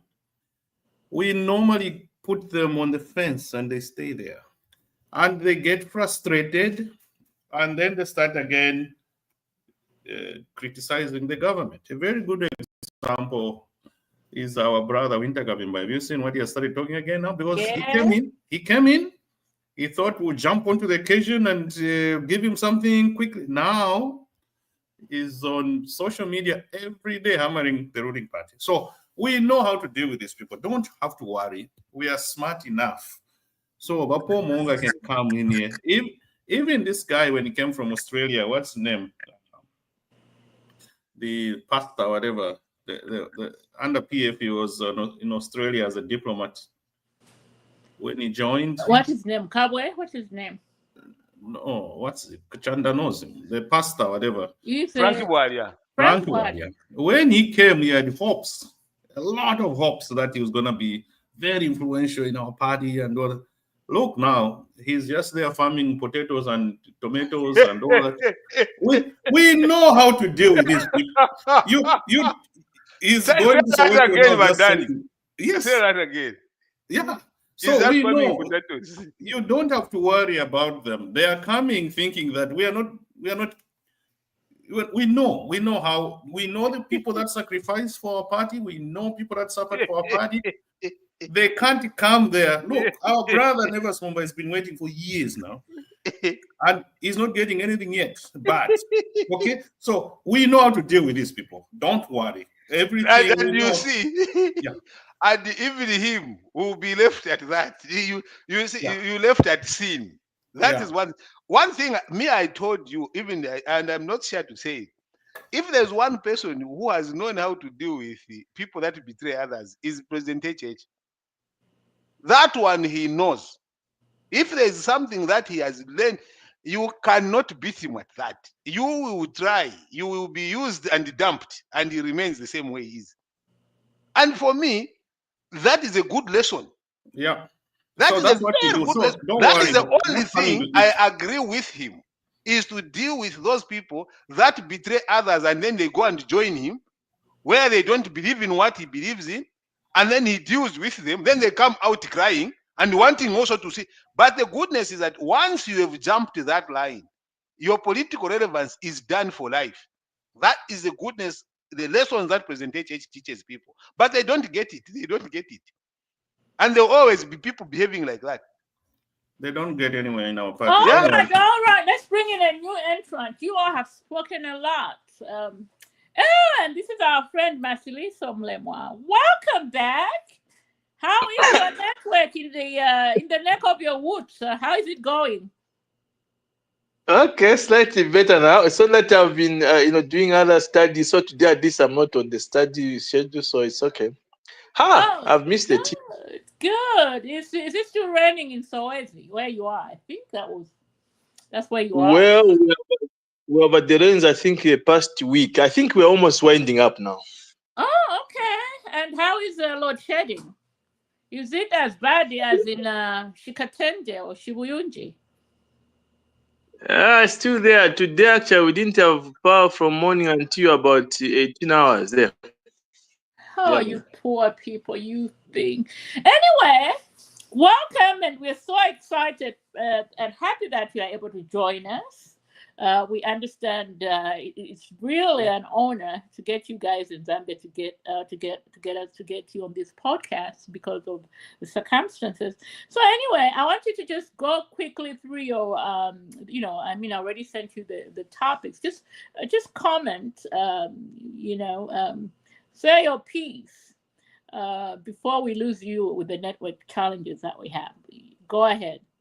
Right now we are talking Paul Monga's rejoining UPND, but you can pick any topic. Okay, yeah, you have seen that I've made some written submission. Yes.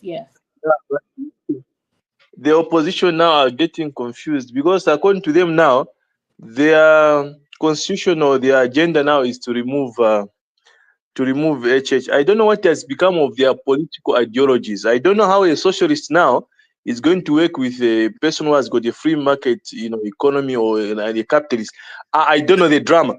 And now the issue would, even when it will come now to really choosing the presidential candidate, I see that confusion. But yeah, let's see how the drama unfolds. Mm-hmm. Oh, great, Okay. great. All right, shall we move on to the new proposed city? Yeah, apparently Lusaka City is moving next to the Kete International Airport, where there's a new modern bus system that's supposed to be set up, new roads, new housing, pipe water, electricity, and solar. Is this about time that we have a new city away from the old Lusaka city? I mean, I saw the plans. They look like, oh my goodness, I've just landed in Johannesburg. I'm in Central City, somewhere around there. The plan looks good. The question is, I don't know who's gonna fund that, because I don't think the government is doing it. Um, Gentlemen, this move or this push to relocate our CBD or Lusaka to close to the international airport. Your views on that? And remember, we're getting modern roads, a bus system, modern housing, piped water, solar, propelled electricity, and the like. I mean, it all looks beautiful on paper. Who wants to go in first with that? Well, I Make a can comment. go in first. Go I ahead. can Go ahead. I can go in first because it's one of my visions that I've been planning and I've been proposing for a long time now. I've been proposing in Kanyama how to make Kanyama as a new modern city, and I've been proposing the city itself, the CPD itself, to be more modernized. If you just go on the red tag, you're gonna see all those things. Now, this that they're proposing it's actually a very good. It's viable and it's going to be good because we all know that Lusaka is just Lusaka Mulabuidefi, Mukairo Road, na Freedom Way. Lusaka igaini. Now, you can imagine this when somebody comes from anywhere in the world and immediately they drop off from the airport. They've been transported with a modern technology to where they want to go and live or rest, whether it's a hotel or a house. It's just within the same circumference. I mean, you don't even need to go to what the traditional Cairo Road, Lusaka that we know. So people now will be able just to be like, look, why do you want to go to Cairo Road when everything is here?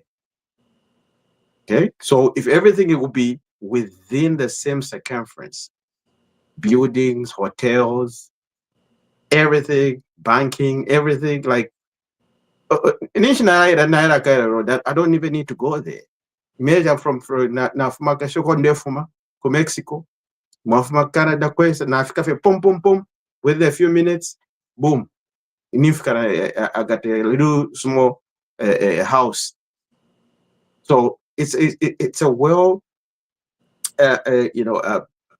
it's welcome actually. It's something that's good that's going to happen, and we need to support it, and we need to start thinking forward because that's how cities are built, and these cities everywhere in the world. I mean, you cannot just rely on congesting Cairo Road. Like it's so congested. Like why do we want to just think of Cairo Road or Freedom Way as Osaka when there are so many other places that we can call Osaka? Okay. And, at one point, we were thinking of Kafue and Lusaka to be one town. It has dragged for so many years. I don't know why, but the city planners, I don't know what they're thinking. And, we need to really to start thinking about those issues whereby Kafue Lusaka needs to be one, and put in certain, incentives in certain buildings, certain infrastructure, so that this happens. Because if we're just going to be talking, it's not going to happen. But if things are going to be put in place, like what's this is it the airport corporation?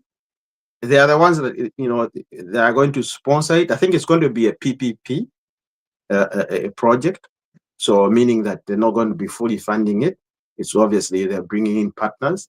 So it's a good move, and the area itself is it's huge and fertile for all these kind of investment. So all these other big billionaires, companies, they will think to themselves like, I would rather invest there because I don't want to go into Lusaka CBD. I just want to come in and out. I'm here, I'm out, I'm in, I'm out, I'm in, I'm out. That's it. Thank you.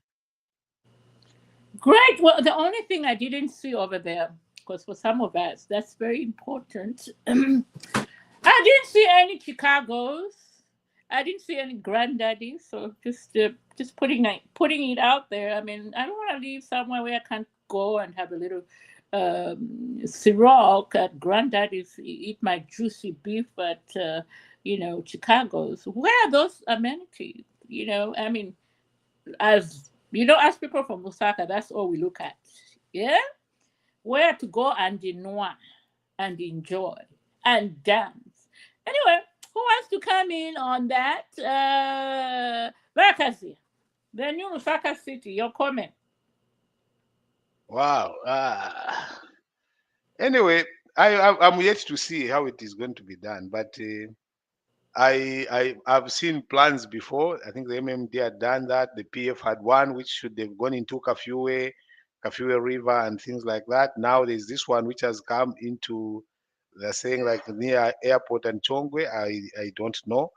The costs are really very, very astronomical. I don't know how we're going to do that. Who's going to do it? I don't know if that was as a result of a cabinet decision or it's just someone who has been planning around it. Maybe Bakalinda, would you know if the cabinet already made a decision on that? Not yet. Okay. So then it's just the wishful thinking probably, because if cabinet has not had this a discussion on that, it becomes a bit of a problem. Maybe it's in the pipeline. I don't know who is it the Minister of Infrastructure promoting, pushing it? I think we have, it's a group of private entities. I think some of the donors, funders there on board, yes. Then it's a private thing probably. It's not a government thing, because usually if you have to move a city like the way it is, it has to take the government decision on that. Maybe the Minister of Infrastructure can push a cabinet kind of memo with people, with ministries and other stakeholders speaking about it, an assessment of the environment, assessment. There's so much that is involved.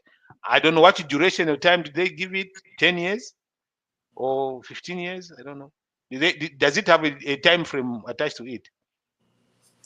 You know what I saw there was a 15-year. I have data here. Go ahead. Can you help us? Ahead, Dr. John. Because I know that Brazil, I did that. Brasilia is a new. I have data here. Oops. Okay, maybe share with us. Guide us, Wadan. Yeah. So this started. So the title here is Zambian JICA partner to develop comprehensive regional development plan for the city of Lusaka. This started in 2023. In January, the Japanese delegation arrived in Lusaka. They started doing the plan. Why we are hearing about it now? Because the whole planning process has finished. It finished in May. The deadline was from 2023 to May 2025. They have come back. They have given the proposal, the funding model and stuff like that. Now, this is not building a new city. We are not building a new Lusaka. The proposal is to expand.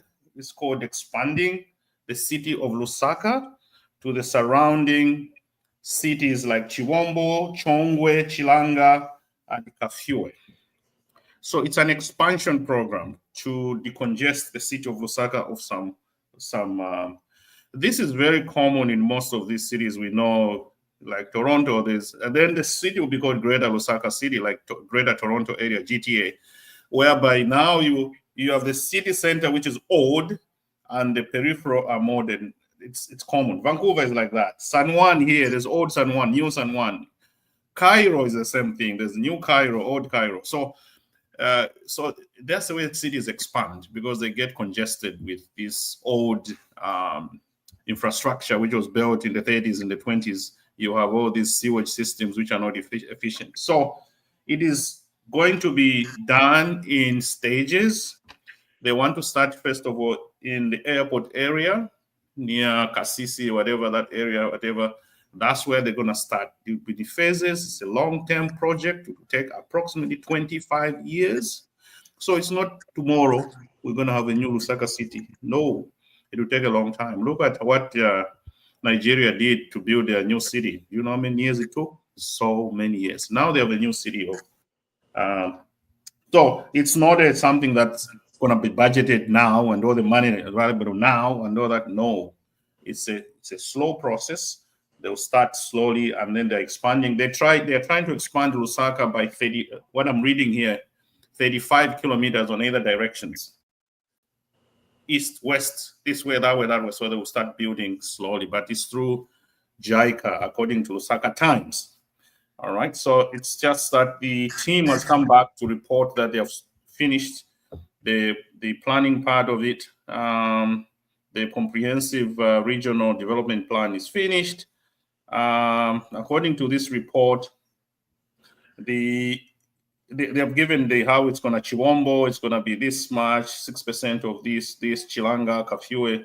So they have broken down these areas around Lusaka where they feel they can transfer some of these infrastructures there instead of all being concentrated around Lusaka as it is right now. So that's the plan. But they have come back to report. The report is now ready, and it's a long-term project. It's not, probably there will be 4, 5, 7 governments that will have to work with this plan. It's not one government only that will see it through. So that's what I can see here.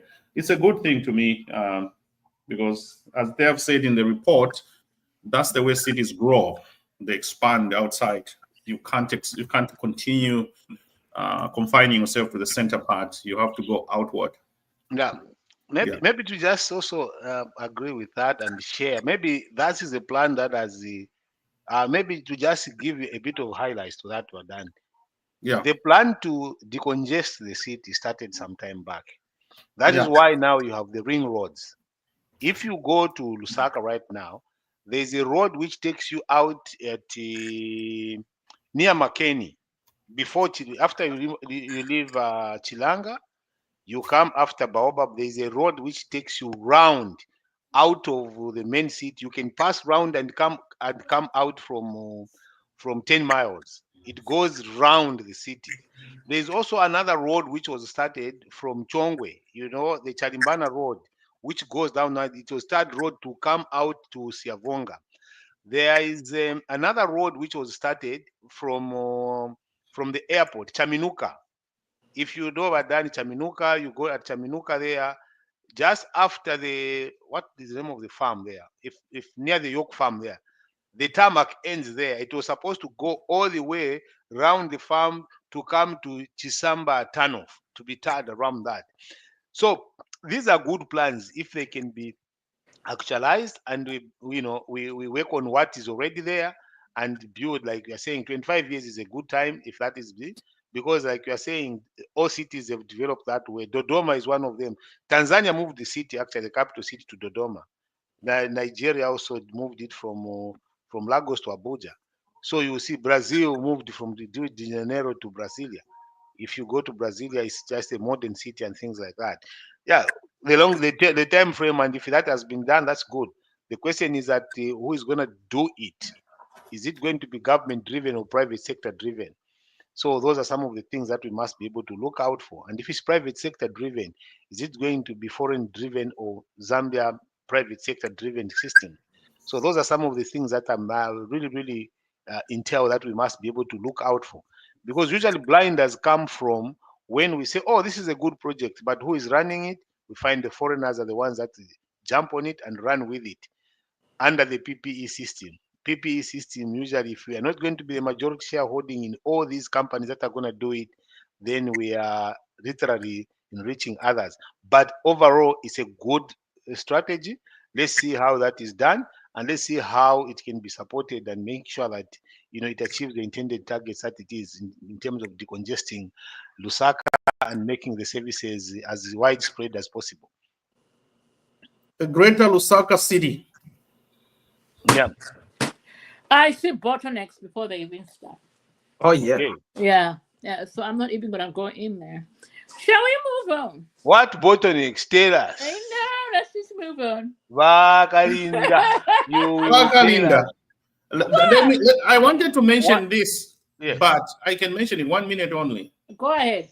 What happens, like, for example, I'm talking from the Toronto experience, the city Toronto, the way it expanded. And when you look at it, the central Toronto city, which used to be old Toronto, you look at the housing and the problem is that when these cities expand, the government tend to forget about the original central city. Yes.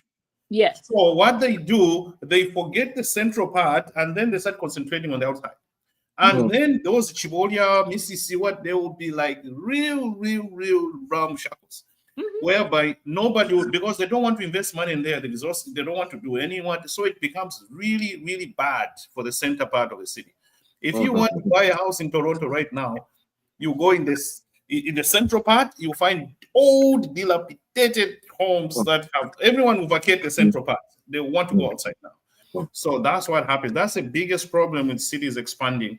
They tend to neglect the original city in the center and they concentrate on the outside. So, before Vakalinda, you come in, and let me just chip in real quick.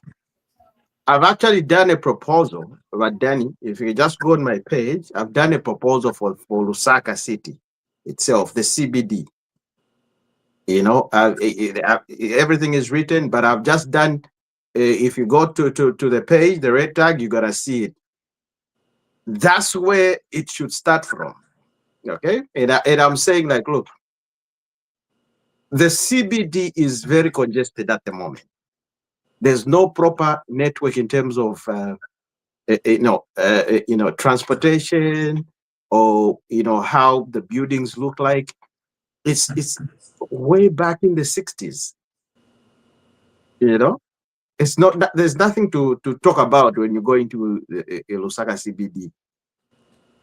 What we're looking at is try to put it at the level where, if you go and read what I said, modern day standards, where we have electrical cars moving and electrical buses in a proper system with electrical trains. Okay?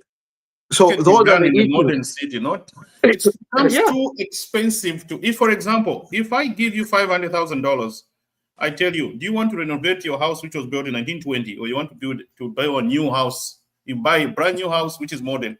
You're gonna use that $500,000 in a new house. It becomes not economic to start. No. You start at the pipes for sewage are 4 inches big, 4 inches. No, but they're very tiny. So you have to dig them out, all of them. It becomes very uneconomic to do it. But here's the thing. Only from that angle that you feel. What you're proposing is an impossibility, because those people in Mandevu or Kalingalinga are not moving from there, not anytime soon. It's politics. Yeah. No, we're not saying people should move. No. The proposal. What you are saying, to get electric trains, new build. Let's just be anyway. Okay. Let me give you an example. Me when I was in high school, I was at Arakan Secondary School. There used to be a train that we used to use long time ago. Okay, it will travel all the way. Those train marks, they have built ramshackles. Their houses are closed. Can you let me finish? Can you let me finish my point? They have moved them. They have sold them. I know that, but you're not allowing me to qualify my point or what I'm trying to say. Okay, you go ahead. So, A long time ago, Twalikwete area Madani Kani. Right now, you're saying yes, there are houses. I know that, of course. But what I'm saying is this: we need to come at a level where we have those kind of facilities, okay, in the modern world now. Not That's Where are you going that's to what they're put doing. That's what Where they are could you do in going to Chongwe. put them, Kai? In okay, Chongwe. so kuchongwe kutambira festa kutambira fina na pale pa finde ko house pale pene paria iria leo twalikwata leo road iria There There are no rail lines from the city center. There's nothing. Danny, maybe I can help you so that Yeah, you tell him. what Danny is talking about is that and it has happened already partly in Zambia. Look at after they created the arcades, they created the ring, they created air waterfalls. Look at when they created malls outside the central business district, Yeah. Makeni and all that. Look at what has happened within downtown in Lusaka. It is going into dilapidation right now. Yeah. Because now people tend to start to focus on those new places and improve on those new places. And the government system doesn't go back and say, okay, we have decentralized out. Now let's go back in and work around what was there. Look at Findeco House, for instance. Findeco House, if it is still there. One up to if you go into that elevator, it has an operator seated inside to just make sure that ngachaisula na ikate button ngafika past 10th floor, it just goes through. It is that odd. The concrete staircases are still the same. So now imagine you want to revamp the lift, the elevator in there. How much will it cost you? So what Badan is saying that the cost of going back to say let's work on this central business district is so astronomical that and then the legalities of it. This is my house and therefore $1 million for you to actually touch it. So what does the government do? Their hands are tied. They cannot go in because of the provisions of the constitution, the laws, and everything else. So those things are the things that we're saying that it's quite difficult when you quickly move out and say, let's move at this supersonic speed. It has a ripple effect when it comes back to the central business district. At times, it becomes now overtaken by the gangs. And then now there's nothing that the government could do about That's what we hear about inner city crime. Inner city crime, Bachan. So it's not that what you are proposing, Bachan, and the plan is not there, but to what level can it be practical in our country right now? Looking at the resources that we have, do we have the resources that we can, first of all, expand outward and then also deal with the in-city kind of challenges that may arise? Right. Yes, we do. Yes, we do. Yes, we do. Yes, we do. Yes, we Go do. ahead. You know, but here's the thing. I've always wanted to touch on this point. If you look at the most of the shops, I think what the government needs to do is they need to work with the Indian community. Because if you look at most of the shops are owned by Indians. Most of the pharmacies, 100% are owned by the Indians. Now, looking at the structure that is in the CBD, it's been there since, I don't know. So they need to go with those families and tell them, like, look, can we revamp the city together? Can we put our minds together? Can we put our resources together? Okay, so we need to partner with them, you know. The challenge that you may arise when you say, can we get this group of people and let's partner with them and run this project? If a cartel arises to the exclusion of others, you will not break it. No, it's not like it's just one segment. We're saying, look, let's work with everybody, but the majority of the business center is owned by the Indian community. That's not a hidden secret. Everybody knows. You know, majority of the business. So when you want to work with them, in what sense do you want to work with them? Well, look, if the majority of the business in the CBD, 90% is owned by the Indian community. Okay, it's to their advantage. you're having a very big problem there. The Indian community that you're speaking to are Zambians. Yes. So do not. Therefore, the issue of Indian community does not arise. Okay. Because now Zambian Indian. There's no such a thing. What You're is either it? Zambian or you are not. If a person has business in Well, Kamwala and is an Indian, doesn't make an Indian in Zambian. No, he is a Zambian. So if you say, I'll be more comfortable when you say, let's work with the Zambian community in this area. But when you start segregating people and say, oh, Indian Zambians, that is very bad. That's very derogatory. No. I think, but here's the thing. We need to point out what it is. We need to call a spade what it is. Okay? So let's not massage the issue. We know. Ichalo cha Zambia twalishwa to wa black twalikwata n'abanesu aba Indians who are Zambians. Okay, and 90% of the business CBD is run by them. They run it. Let me correct no, this is a fact. Okay, is it a fact or not? It is not, Bachanda, because look at I will give an example. I have my son here, born in Canada, Canada. And someone cannot come and say a Zambian Canadian. The Zambian Canadian is me who may turn out to be a citizen.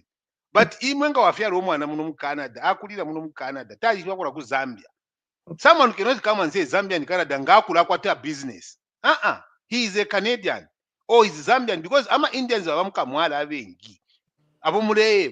They are third, fourth generation. India. They are born and bred in Zambia. They went to schools with the same. I agree with you, so you cannot come and say now these are Indian Zambians. When did they become Indian? Yeah. Okay.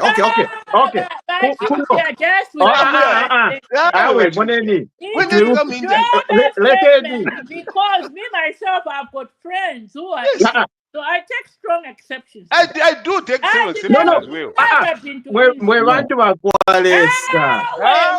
that is causing war in Congo. Yes. That is causing war in Congo. Yes.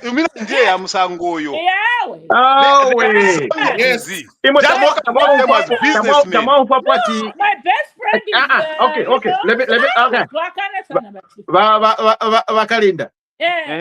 Let me pose one question kuli ba machine. Canadian born Asian. You have ever heard that term before? Canadian what? Born Asian. Canadian born Asian. Asia. Canada. That is what it means.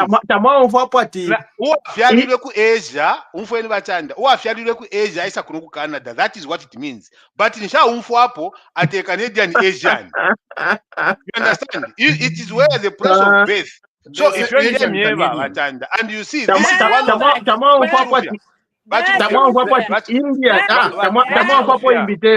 does not make it right. Withdraw your statement. Does not make it right. When I hear a term, we will not head about it. You are wrong. You are wrong. Very wrong, actually. Withdraw if you want to talk about their business in Kamwala, talk about business community in Kamwala or business community in Central Business District. Yes. So that people know we are talking about business. It doesn't matter where you are coming from. Yes. That kind of talk is bad. Don't use it in That's Zambia. what's causing war in Congo. Yes, it is causing division even in Zambia itself if you use that. How does a person born that is popular, he has never been, he's a businessman, Neti nyanja ngalela ndanga aliku the other count, you can't even tell the color of the person you're talking about. Yeah, of course. Then today you want to come and say get them. I talk strong. Me, I take strong exception. I agree. No. Okay. But okay. For the sake of the platform, because I think that Tamulen Konka, we know, will. For the sake of the platform. No, we are wrong. You are wrong. It's the right thing. Okay, but here's the thing. Yes, okay. Oh, I'm going to withdraw that. They are Zambian. Yes. So they are Zambians. Now, the point is this: can we work with our fellow Zambians Yes. to build the CBD. Yes. Makes Okay. sense, Bachilufia. Makes sense. Sense. A lot Okay. of it. Actually. Can we work with can we sit down? Can the president, sit with the head of our Zambian community and say, look, some buildings have been there since 19 Pendefi Kondo and they've never been touched in a paint. Okay?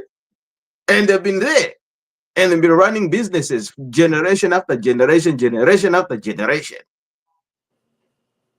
Can we sit down and see, can we come up with a form or a formula to say, can we have a structure program where every at least 5 years we upgrade our buildings? Other than the change, like, look. You need to change the law first, because as an individual who owns a building, nobody has the powers to come to my house and say, Danny, change your house, it's too old. Nobody. It's my house. If I want to keep it that way, if I want to upgrade it, I'll upgrade it. If I don't, I don't. So we have to change the law then. It cannot just come like that, to go door by door, volunteer. Okay, can you plan your 5 stories with glass buildings and no. I don't have money to do that. Are you gonna give me $20 million to renovate my Kamwala shop? Give me the money, I'll do it. So it's a theoretical thing which cannot, and I know the people that are planning the new expanding Lusaka did those feasibility studies. They looked at the building, what's the cost of breaking these and bringing new ones, or why don't we just go to Chilanga, Chongwe and start afresh? So they did all that. They must have looked at those things before they made a decision just to expand the city outward. That's what I think. All right, let's move on. Oh my goodness. What's the next topic? Oh my goodness. Whew. Oh, the next topic is on like KBF. KBF announced this week that once elected to power, he's going to give Zambians free meal, free gas. Mwafrika konomba, Mwafrika. Yamuwelela. Campaign. Yamuwelela campaign. Yamuwelela. 50 kwacha mili yamuwelela. Now it's free. Yes, Papa 50 kwacha. Yes, Papa zero. Yes, Papa zero. And then Mwasu Kenomba never kufa imwe. How's KBF our problem? KBF is not our problem. It's not our problem. I agree. Yeah, but if what they understand, if I don't have but when they tell me where they are, if you are well, I'm a promise you have fee. Yeah, you need to land up because if you have no. Let's separate these issues. One person at a time, please. One person at a time. The facts are this. You see, the more this is what we have not helped our country on. It doesn't make sense. It will not change that it was said. If is it possible? It is not possible. You understand? Whether it's being said by whoever I support, by the way, I like KBF, I like him. But is it possible? It is not. And to try to say, what? You know, 50 kwacha, it is impossible. Chimona fertilizer 250 kwacha, we must be very clear to say if it is 50, because the fundamentals if you have 30 years ago to be at that level of price. So these are things that we must be able to be factual about. When I say Fiamuela, Emma promises anyway, we do not need because kuladinganya HH na KBF is KBF. They are human beings. One person at a time. Let's not talk. You just talked and then I'll respond later. Yeah. So KBF is a man on his own. Okay, and to him in his mind, that is what he wants to do. the HH and the UPND government, our proposal or what we said we're going to do, that's different. Fyapusana. Okay? And the time we were doing it, the elements or the climate at that time, it was going to be possible. But Monen, how long did it take for us to be to come into a government? So that's why I always tell people, like, look, yesterday's price is not today's price. So uliobunga baliranda ba HH atao ubunga kuti wafika pa 50 kwachi. No. Well, in reality, baliranda said, look, it can be cheap. It can be cheaper than what it is. He never said that. Anyway, it can be cheaper than what it is. He never said what you're saying. What? Please, let's allow him to finish. So what are the measures? So sometimes if you are trying to do something, take way. What are the measures being done? Or what is the current government doing to reach those heights or to fulfill that promise? NCZ katishinga tamulemuna kachinga internet yentaibomba Bachanda. Mulefa mule shoot about ama promises. No. Can you allow me to finish? Let's not have it too, personal. But can you allow me to finish? When we have other people. I apologize. Quickly, Quickly. Let me just finish quickly. Before you finish, can I just give you some guidelines? Do not directly approach Bakazia, because you are going into a two-way conversation when there are other people on the platform as well. So finish your thoughts, then we can go to somebody else. Yeah. So my thoughts in this situation is we are seeing a resurgence in the agriculture sector. By the current government has invested $6.8 million mu NCZ, nitrogen chemicals. People are going to be employed, and we're going to be having cheaper fertilizer. So those are the steps. So if you no. What steps are you doing? These are the steps. So for us to reach we need to have cheaper fertilizer, which is going to be locally sourced. So those are the issues. Okay. So well, yeah,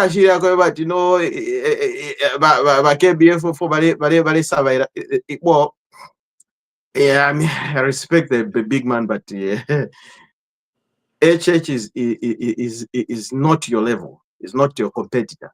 Or you cannot come up. Can you come up with something solid that's going to be better than what HH has said before, other than just copying and pasting?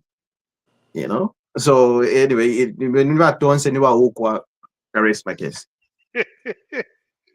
All right, let's bring in look who is here. Welcome, the Francis. Welcome. And we're talking the promises by KBF of free meal, free fuel for Zambians once he's elected president in 2026. Your comments, sir. Thank you so much, Wakalinda. Good afternoon, everyone, and good afternoon to all the listeners. Yeah, it's exciting. I think KBF, he has the right to be wrong. He has the right to dream. And he's never been a factor. He likes bloviating, so we're not really worried about him. And I think anyone should be allowed to say what they're going to do different, or if they're changing course come after 2026. He should be. I think it's an opportunity for journalists to go to him and ask him how he intends to do that. And we live in a democracy. We need more people with ideas, provided they can back it up. It will be up to the voters to decide who seems genuine and who they'll like. So I think he should be encouraged to speak out. He should not be censured. Let him speak out, but he's never been a factor. We know him. He's always thinking he's the sharpest tool in the shed. He always preaches that he's the one who made ECL president and he's the one who made HH president. So we know him. We know him. He's never had respect for anyone. But however, that said, I think he has the right to say what he's going to do. We welcome that. It's good. We love competition. It's good for the voters. Great, Doc. Your comment on Walia Fube's pipe? Yes, I agree with Francis. Is it Francis? Yeah. Yes, Francis Combe. Yes, I agree with my brother. Everybody has the right to say what he wants to say. We also had the same when we were in opposition. We promised people things. We have achieved 90% of those already before the 5th year elapsed. So we will achieve some. We will not achieve some. That's okay. Life is not about perfection, as the late Pope Francis said. Life is not about the perfection. He wrote that thing while in his dying hospital bed. That was really touching. So he said he wasn't perfect. We will promise things, we will achieve some, and will not achieve some. So even Fube has the right to promise people that. And if you believe in what he tells you, what do? You vote for him. Okay? If you don't believe in what he's telling you, don't vote for him. That's what Zambians are good for. They vote for things they believe in. They didn't believe PF was going to offer them the alternative to continue in power. They voted them out because they listened to them and they didn't believe them. They believed in UPND. So if Fube is promising free fuel, free mealie meal, free houses, free everything, whatever he's saying, let the Zambians vote for him and then we move on. So, but I know that there's no way you can have free fuel when you don't drill your own fuel anyway. Even in countries where they drill their own fuel, they buy it at least at a minimum price. But not to say I'll give you free gas, free everything, free mealie meal, and it's a no-brainer, so to speak. So that's all I can say. I was just listening to M'membe. M'membe was on TV in the background. I was listening to him with what's his name, Costa. So he was talking about same type of promises as well. But which is a very good thing that the opposition now are talking about what they're gonna do, because I've never heard of any Toonse guy, lady talking about what they're gonna do. None, zero. All their meetings are just empty.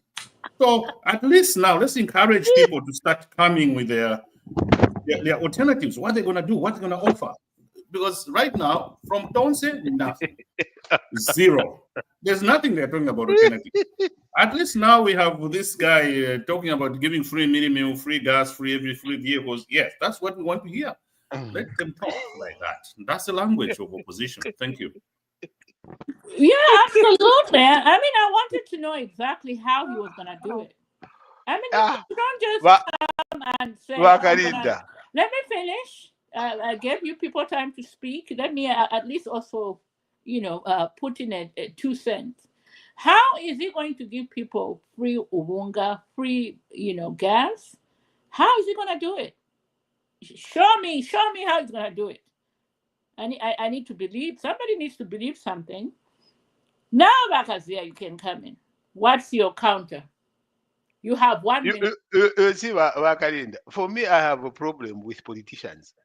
And the reason why they lie to us is because we don't hold them accountable when they lie. When they tell lies, we run to defend and rationalize anyone who comes and says this is a lie. We verify that person to be the one who is wrong, the one who doesn't mean well, the one who actually is misleading us, the one who doesn't understand, the one who is a cadre, the one who says this, you are lying. This statement is a lie. It cannot happen. They're the ones that we verify. And by the way, a president is not a superhuman being. We have made them believe so. The president is our servant. We pay him, we pay for his services. And to start saying, oh, he cannot be compared, he's not at your level, he's at the level of Zambians. Because the Zambians who are at that age with him, they all should behave in the same manner, especially when they are leaders. The truth, we must hold them accountable. Today, it is Fuwe saying he's going to give free mealie, isn't it? And then, hey, wait a minute. How do we say we want to attack him? But the president is in State House today. He told us a 50 kwacha mealie. And then when he said it, he raised it. He said it as a statement of fact. Then now it is being interpreted. No, he didn't mean that. Did he seek for interpretation yourself? Does it mean we can't interpret ourselves? If it is wrong, it is wrong. We must be able to say, guys, to run the country and to stop destroying our own selves as a country, we must start to hold ourselves accountable to the truth. But if we choose as a people to say lies are okay for ourselves, then we will get what we deserve. We will get the leaders that we deserve, and we will not blame anybody. When things go wrong, we will say, this is our leader, we chose him. That's why he's our president. Even when I speak like this, President Echech is my president. What he does affects me, and I have every reason to respect him and to protect him anywhere. But when he does something wrong, I have every right to say, our president wandi nchamusalire nasalire munenu, but once I'm in Zambia badi musalire. So you are therefore, you are my leader, you are my president. I will obey what you say. You understand? But then when he does wrong, it shouldn't be that, it should be rocket science to say this is not practical. Bakalinda now say a very important question here. Tell us how you will do it. The how is not being said. Most of these politicians in Zambia, they will not tell you the how of Adani. They will tell you what they will do. They will never tell you the how. The how is, the devil is in the details. And that's how we get duped in it. But if we can hold them accountable when they are choosing to be in office, we will know that and we should not trust that person.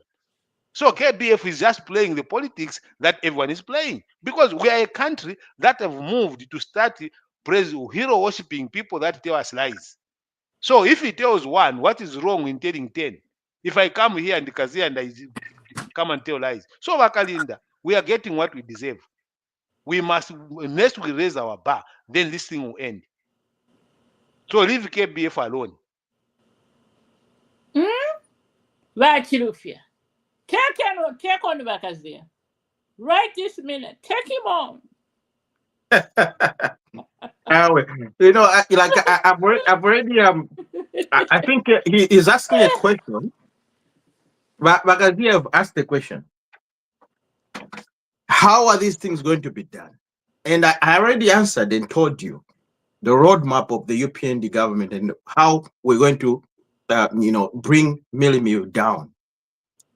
Is one, by having localized fertilizer plants in the country.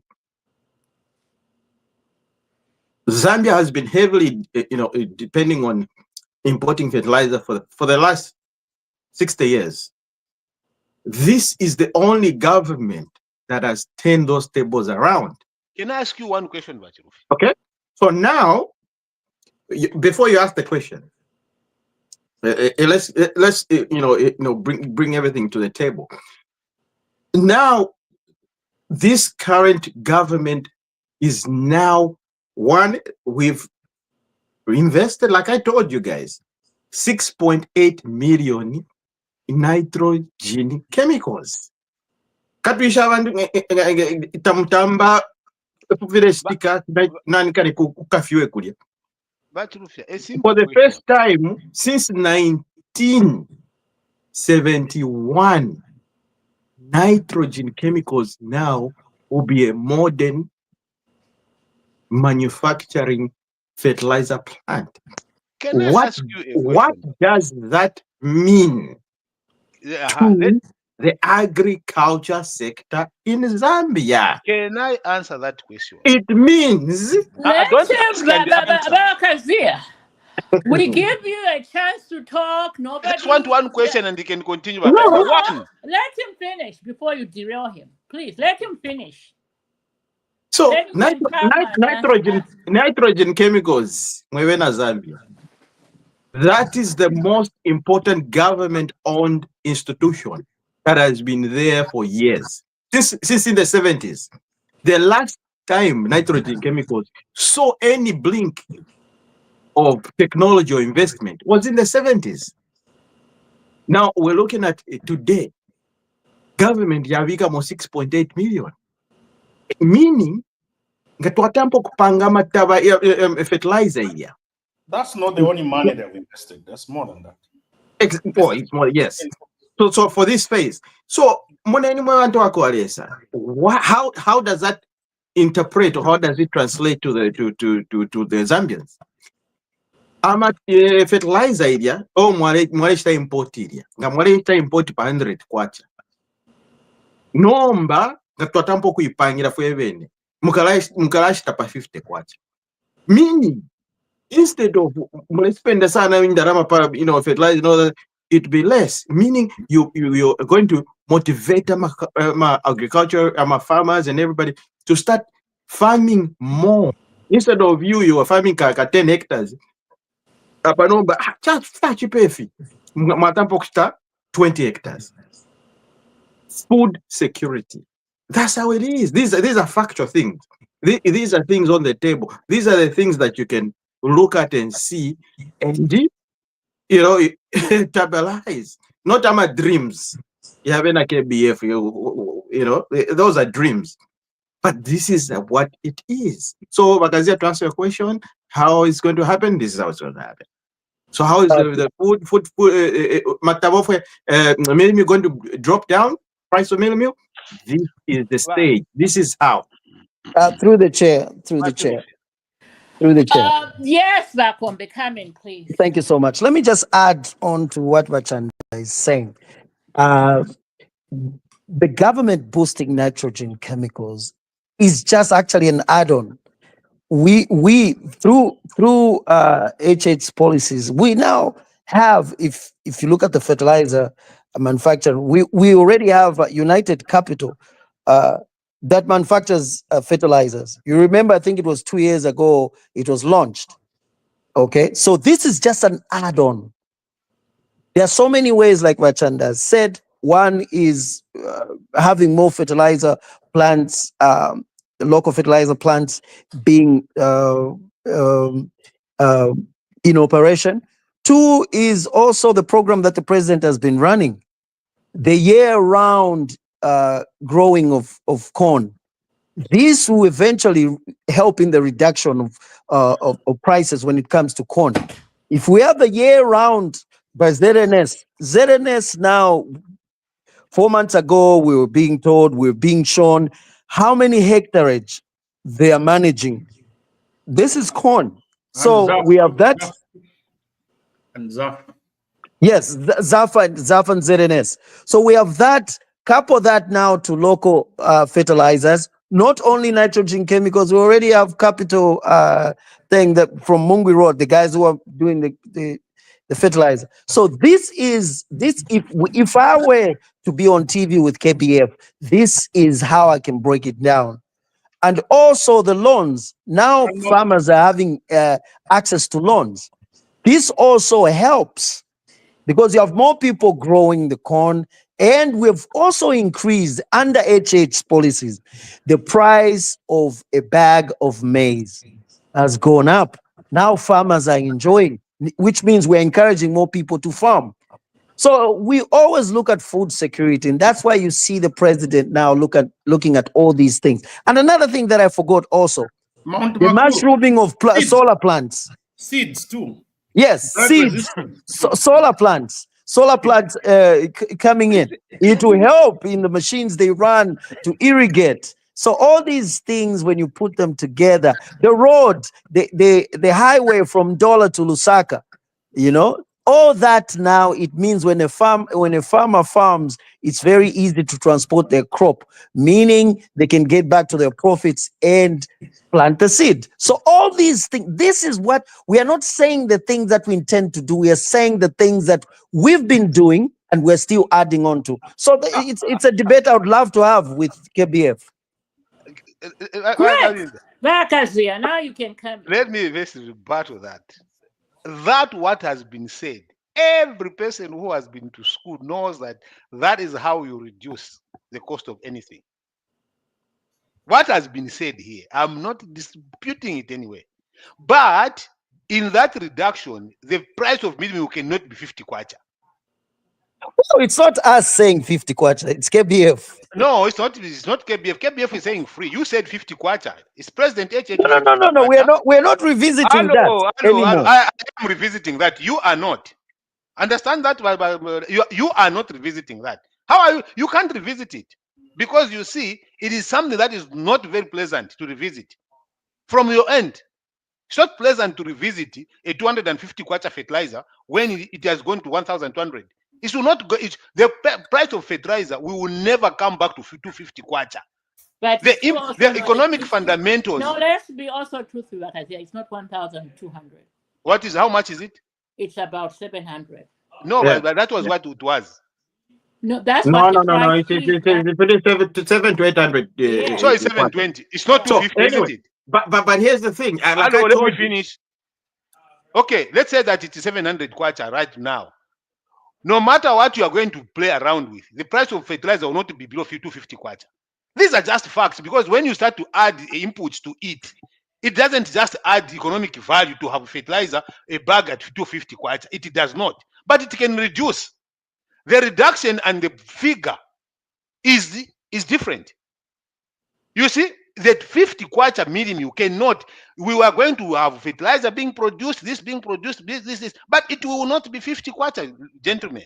It will reduce. Yes, it can even come to where it was at 120 kwacha. It can reduce to that where it was, or even 100. It may. But looking where it is and the fundamentals that are there, it doesn't make sense that we can say it's a 50 kwacha. But it was said, it was shown. The formula was calculated of fuel being at 17 kwacha. It is there. So these are things that we are saying that when leaders are giving their manifestos, we must be able to hold them accountable to the same extent.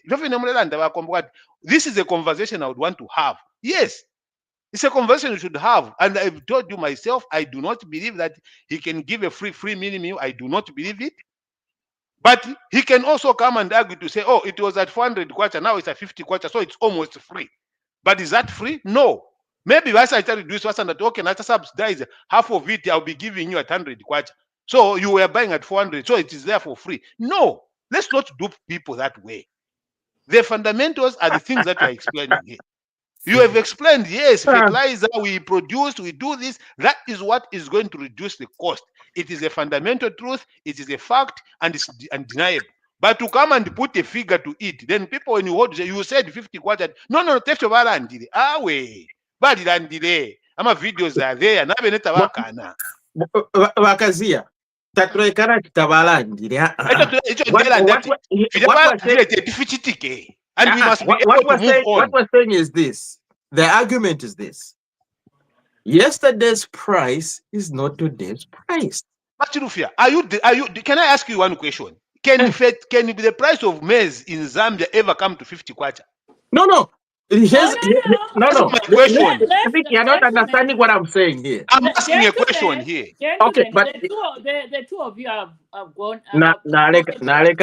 Let's bring in Doc. Doc hasn't spoken on this, has he?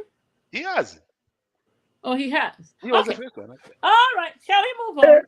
Because I know. Let's just agree to disagree. Politicians. No. That is just the truth. Yeah, the topic is done. Let's go on the next topic, Bakasi. We cannot be going back and forth. You both of you are saying the same thing. But I agree. But let's not politicians, let them not lie to us. It's not fair. I mean, I agree on that. Absolutely agree. So let's just move on to the next topic. And that topic is a revelation this week by the State House media team, letting everybody know that the UPND has accomplished 90% of its promises. That just left the opposition. They have gone crazy on that on those pronouncements, and I think from where I stand, I would like to agree with them. Maybe I won't say 90%. I'll give them 75% because one. We have, It's 90% now. let me finish my thought now, because because we have seen, we have free education from grade 1 to grade 12. We have teachers being recruited, people in the army, health professionals being recruited. We have seen Bakombe and just schooled us on the fertilizer, plants that have been, brought onto the market, with nitrogen chemicals of Zambia also being, recapitalized, and new equipment being brought in to ramp up production of fertilizer, and of course, actually paying farmers what they are spending on their produce. So and the list goes on and on and on. So on that note, I would say 75%, 90% is just politicking. And having said that, I think they do deserve another second term. Going by what's going on in the opposition and Toonse, because we actually don't know who's going to lead us. And from they that. achieved this with drought, all the challenges we had. Yes, exactly. All that. That's why I'm giving the party 75%. I won't say 90%. I want to say 90%, and I have a reason why. Here we go. Shall we start with I have a reason why. Yes, go ahead. Let me just add on. Let me come in. Let me explain. And then we'll go. Yes, let me explain. They were very right when they said 90%. Can you imagine the things that you've stated there? But let me add the things that you've not stated. The things that we promised. We promised that all retirees that were pending, that had their pay spending, were going to be paid. They were paid. We promised that there was going to be civility in the nation. There will be no cadres intimidating people. We have done that, right? We promised that teachers will be hired. They've been hired. Nurses have been hired. All that. You see, we promised that we're going to increase CDF. We've done that. So all the things that we promised, 90% of them, we've handled them. And we are still going. We're now targeting the 10%. Don't forget, look at the promises that the promises that the president made. And look at what we've done. So that's the reason why whoever wants to argue that it's not 90%, tell us the list of things that we promised and what we've done. And let's calculate. We can do the math. So 90% is right. Now, here's my thing. Some of the stuff might not be, like, for example, the issue of mealie meal, right? We can say we've handled it, but it hasn't gone to the prices that we promised. And we can also say there's many factors. There's the drought that came in, so that's one of the reasons why we haven't met some of the targets we set. Even on the issue of restructuring the debt, we had promised that we're going to restructure the debt. Guess what? We've done that. We promised that we're going to bring back the nation to the world stage, where we are back now in dealing with other nations. Guess what? We've done that. So all these things are happening. So hence the 90% statement being met. You can't argue that. You can only argue that if you bring me the promises we made and then tell me which ones we haven't handled. I rest my case. So 90 is right. Actually, it's 91 because it's 94.6. It's 91.6. So it's 90.6. So it's 91 with me. Therefore, I want to hear from my daddy before I come over. No, Bakasia, you come in. But no, you come in, Bakasia. And then we go to Dr. Danny. You see, Allah charge you back when you go fishing for things that are not there. State what is not there. Tell us what I've said that hasn't been done. Is what was said. I don't know what you've added to what was not said, Bakombe. Whatever you have said was said. I don't know when you said you want to add What have you added, which was not said? No, I'm saying kuli bakalinda bachita states some No, of the but things that have been but done. you see, the things that they've said, let me remind you, Wakombe. When you put a manifesto there, you put your manifesto, go back to the manifesto, put it here and see the things that you said you deal with in the manner that you said you do it. If it is things that you are dealing with right now, some of those things are accidental. There are things that you just woke up. For instance, number one, the recruitment of teachers, everyone knows, it's because PF built. But we promised that we are going to recruit when we are. They built, you recruited. Good. Now, let me tell you one of the things that I know about retirees. What you have said is not right. Now, I'm going to tell you why it is not right. Right now, Amase separatists, they have not been paid to date. Lady Sarah was on this platform. She confronted and said, me, I'm one of those. We have not been paid to date. They have not been paid. Number two, the retirees were the numbers that were exaggerated. The numbers that people, they said 150,000 retirees, when in fact it was just 2,000. Now, let me tell you one thing, because I was a chairperson. That is not true. I'm telling you, Cornelius Mwetwa said it. And there's a video to that. He said it at the 150,000 retirees at the end. He said it. And I even told Danny this. I don't like what Cornelius is saying. That is a lie. There is no number called 150 retirees. There's no such a number. Number two, I was a chairperson of the pensions committee at PSPF. I was. The UPND has reduced the number of waiting time from 2 years to 3 months. So when people say they combine the separatists and the retirees and say we've paid everybody, that is not correct. Number one. Number two, you promised 17 quarter fuel. You have not delivered that. Number three, you promised 50 quarter mealie. We have not done that. Number four, you promised what? Load shedding. That load shedding, whether there's a drought or not, it's lack of leadership. It has nothing to do with drought. All that is in the 10%. It is so I don't know what you're talking about. I'm telling you, it's not a 10%. It affects the trade. It affects small businesses. But Bamdala, tell us the things that we've stated that are not, that haven't been. You are repeating the same things. You're repeating the same things. Sit, keep quiet. You have a time to respond. No, but you're lying. No, I'm not lying that you promised 10 quarter. You promised 17 quarter. But we haven't said, listen, Bakazira, we said 90%. This is simple. They said, Bamdala Wandi, they said 90% of the promises have been made.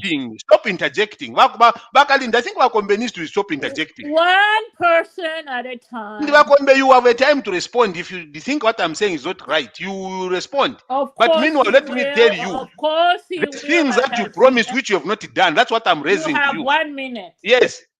So you promised energy, right? You promised restructuring the debt. The IMF report, which is latest right now, what they say about the debt, there are still legacy issues there. The debt has not been fully restructured. You know my it. Goodness. You talked about not giving Vendetta back to the mind back to Vendetta. Did you do that? You changed your mind on that. So there are things that fundamentally you promised to reduce the cost of living. Have you done that?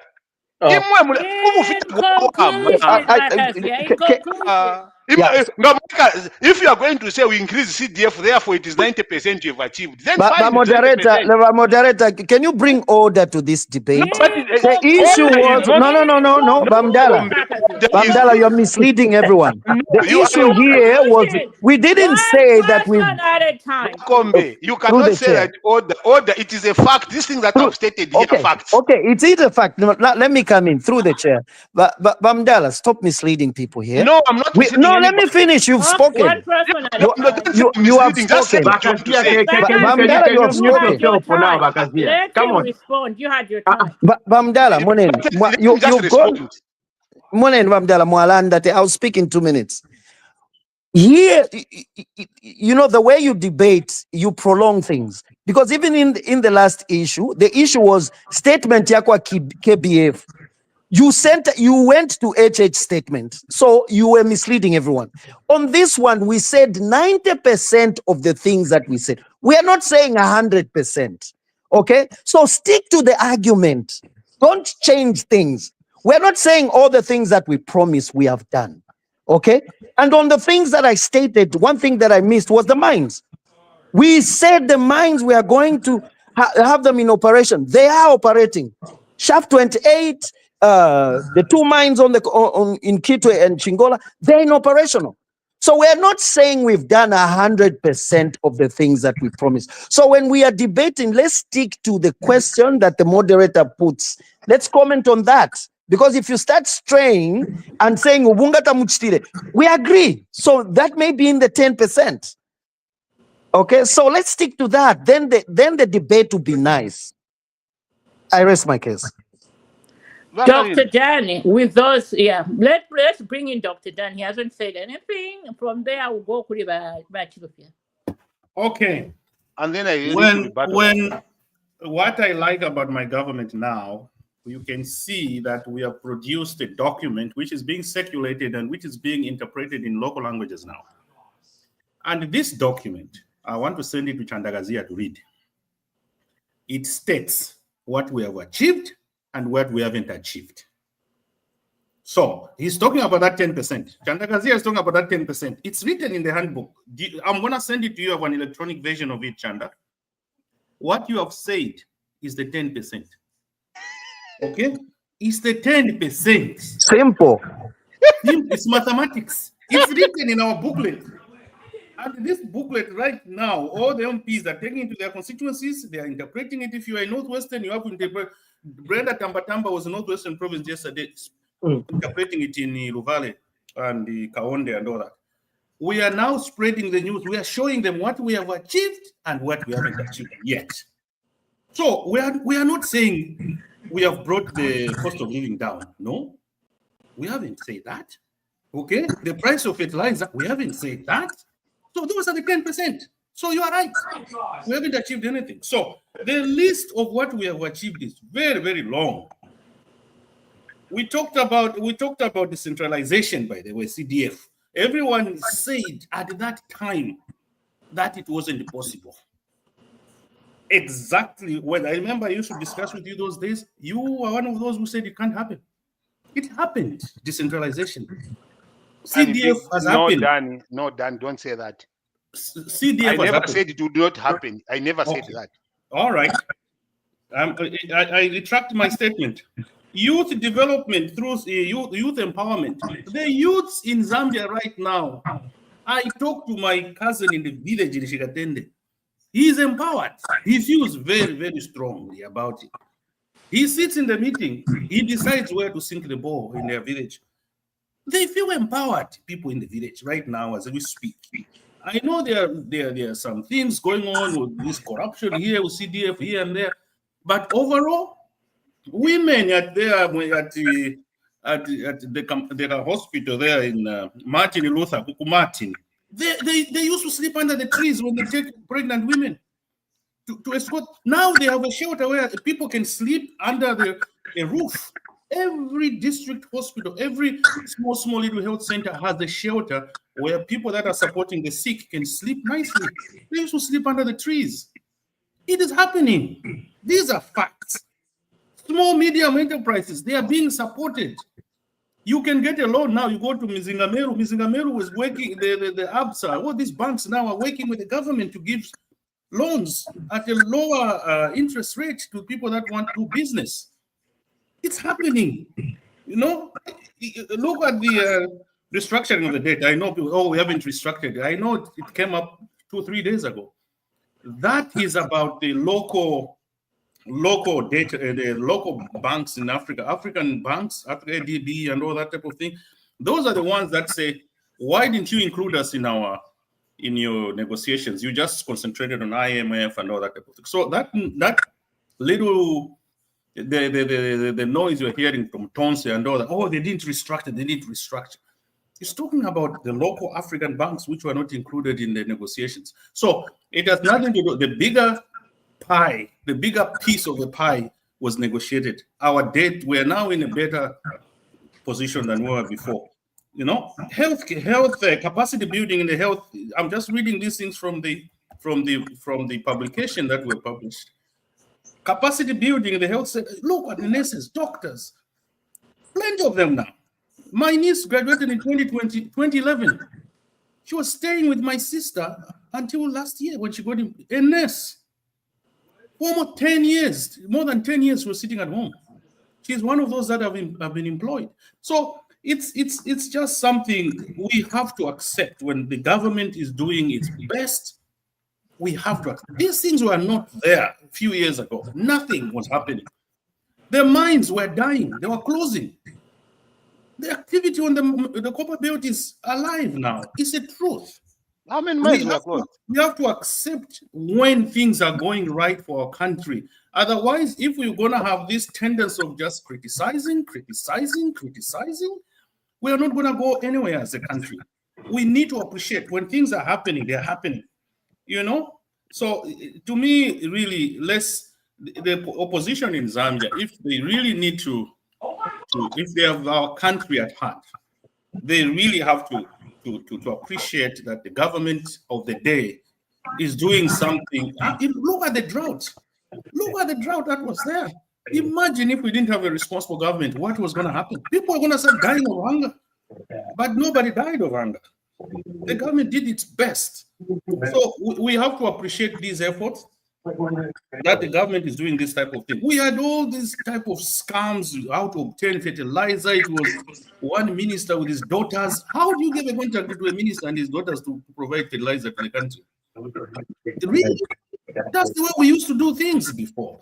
This is good. This government is doing its effort, all the best interests for the Zambian people. So that's all I can say. So KBF, if he wants to come in, let him come in and tell us about this type of thing. But to be honest with me, I think 90% is even under.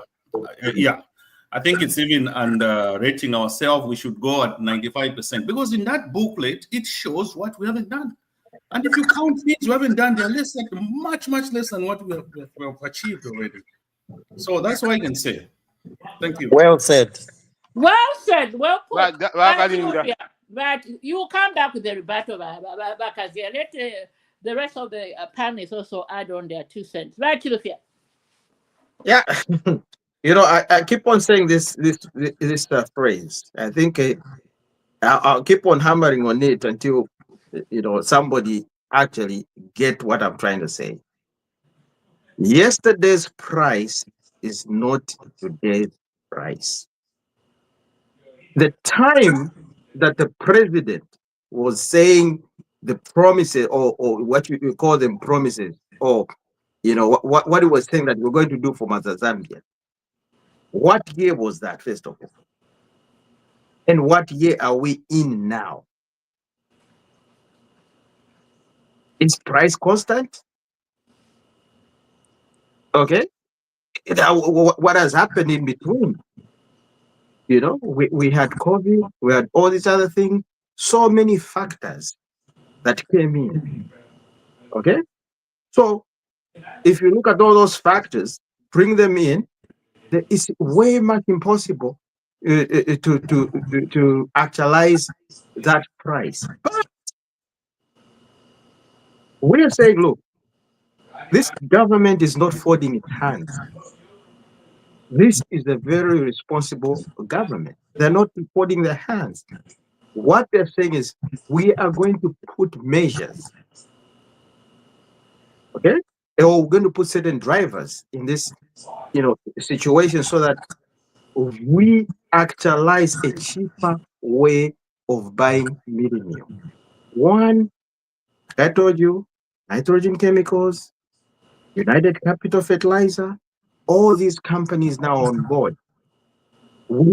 Zambia no longer will be importing fertilizer. Okay? Which was the order of the day. And every person, if you're a businessman in Lusaka, fertilizer was a big deal. A lot of people made a lot of millions importing fertilizer. But we're saying, look, can we keep those millions here? So instead of us going to Tanzania to spend 10 million of our own kwacha or dollars and bring fertilizer and sell it for 20 million to the Zambian government, Why don't we have our own manufacturing? These are the things that I'm saying. Like, look, it's not going to happen, abruptly, because anybody that understands economics, that's not the way it works. The world works. Even the price of mealie cannot just happen just like that. Even the inflation, it cannot just improve abruptly. No, no, no. We have to put certain measures in place.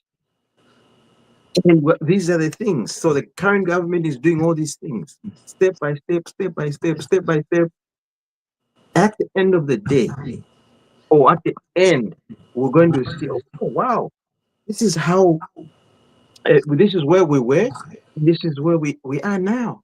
And we can even see that change of cheaper food, cheaper meal, and, the inflation rate will start, competing with major currencies.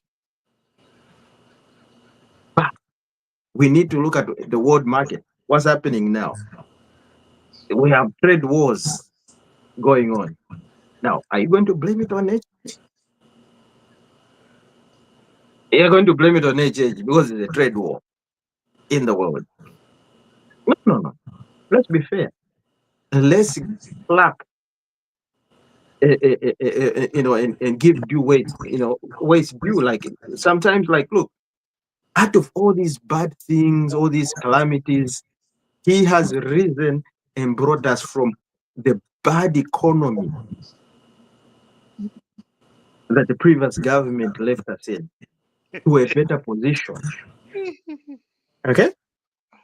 If it wasn't for HH, I'm telling you, if the previous government had continued, Zambia could have been like In Ethiopia. conclusion, In conclusion, Zambia could have been like Ethiopia, where we'll be now struggling for food, and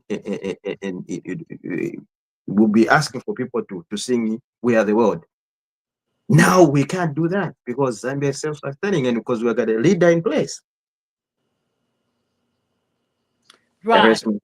All right, Bakazia, with your rebuttal, please, before we move Yeah, on. I have a few things to speak to. In 1 minute and No, a half. Bakalinda. 1 minute and a half, Let me, yes, probably 2 minutes. I should be Uh-huh. done. You see, Okulanda, if the 10% is in the following things, I will rest my case.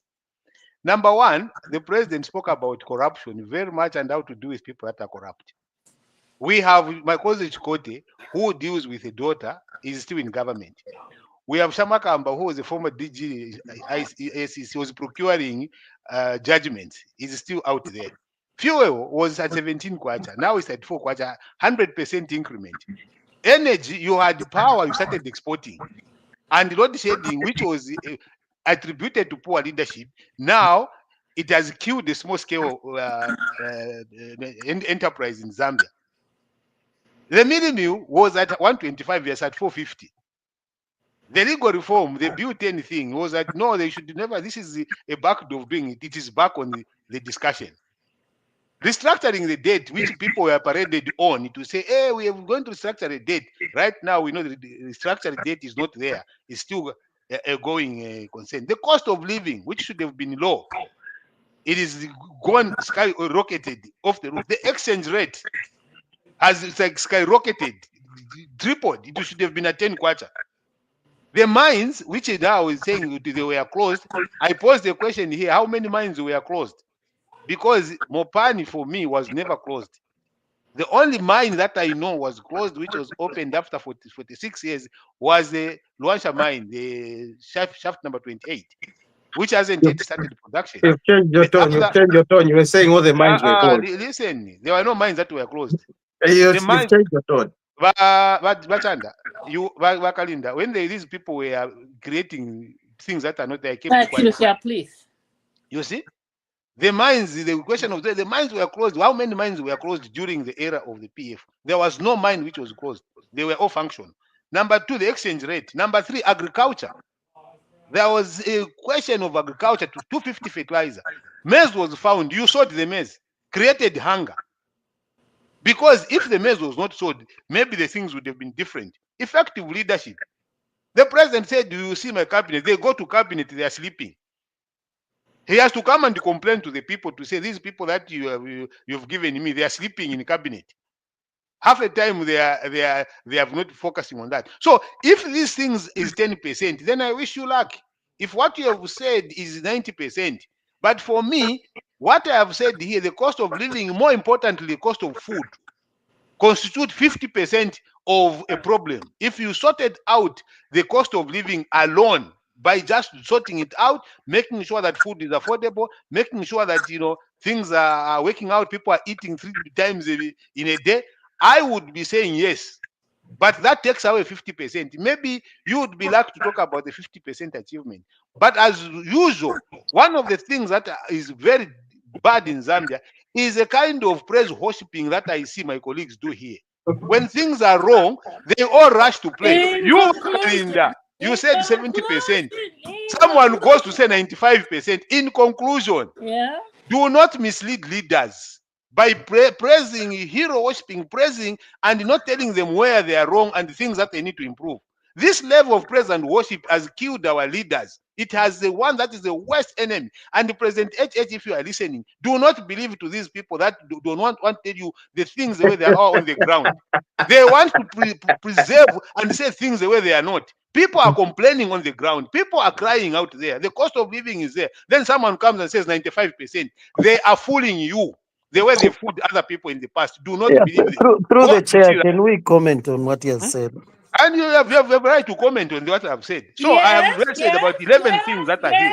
So you yes. can comment on them. Thank you so much. Go ahead, Level of praise and worship. He has stated the 6 things that he wanted to talk You about. stated 11 things there. Okay, Not you've 6. stated 11. We've stated about 30 of them. That's why I ended that Okay. conversation saying, if your No. 30% is not Again, you are intact, it is speaking. You okay. said I should speak. Bakazia. Eh? We gave you your 2 minutes. You finished. Let You somebody else also speak. Yeah, Bakazila is all over the place. He's saying the issue of cost of living is 50% of the promises we made. Where is he getting that?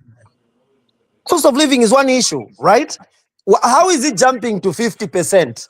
And he says, because that is 50%, therefore it cannot be 90% of the things that you did. Unbelievable.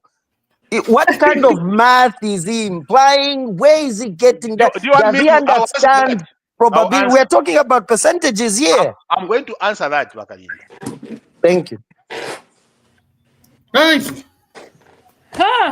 the cost of living is what? 50% of the promises? I said, if you heard me, that's the problem of selective hearing. That's what he's saying. When you hear selectively and you twist, I said, if I was to allocate it, I would say 50%. I did not say that is the first. How is it 50% of the promises? Because look at this, to me. First of all, Bakombe, I don't have to have your validation to speak what I want to say.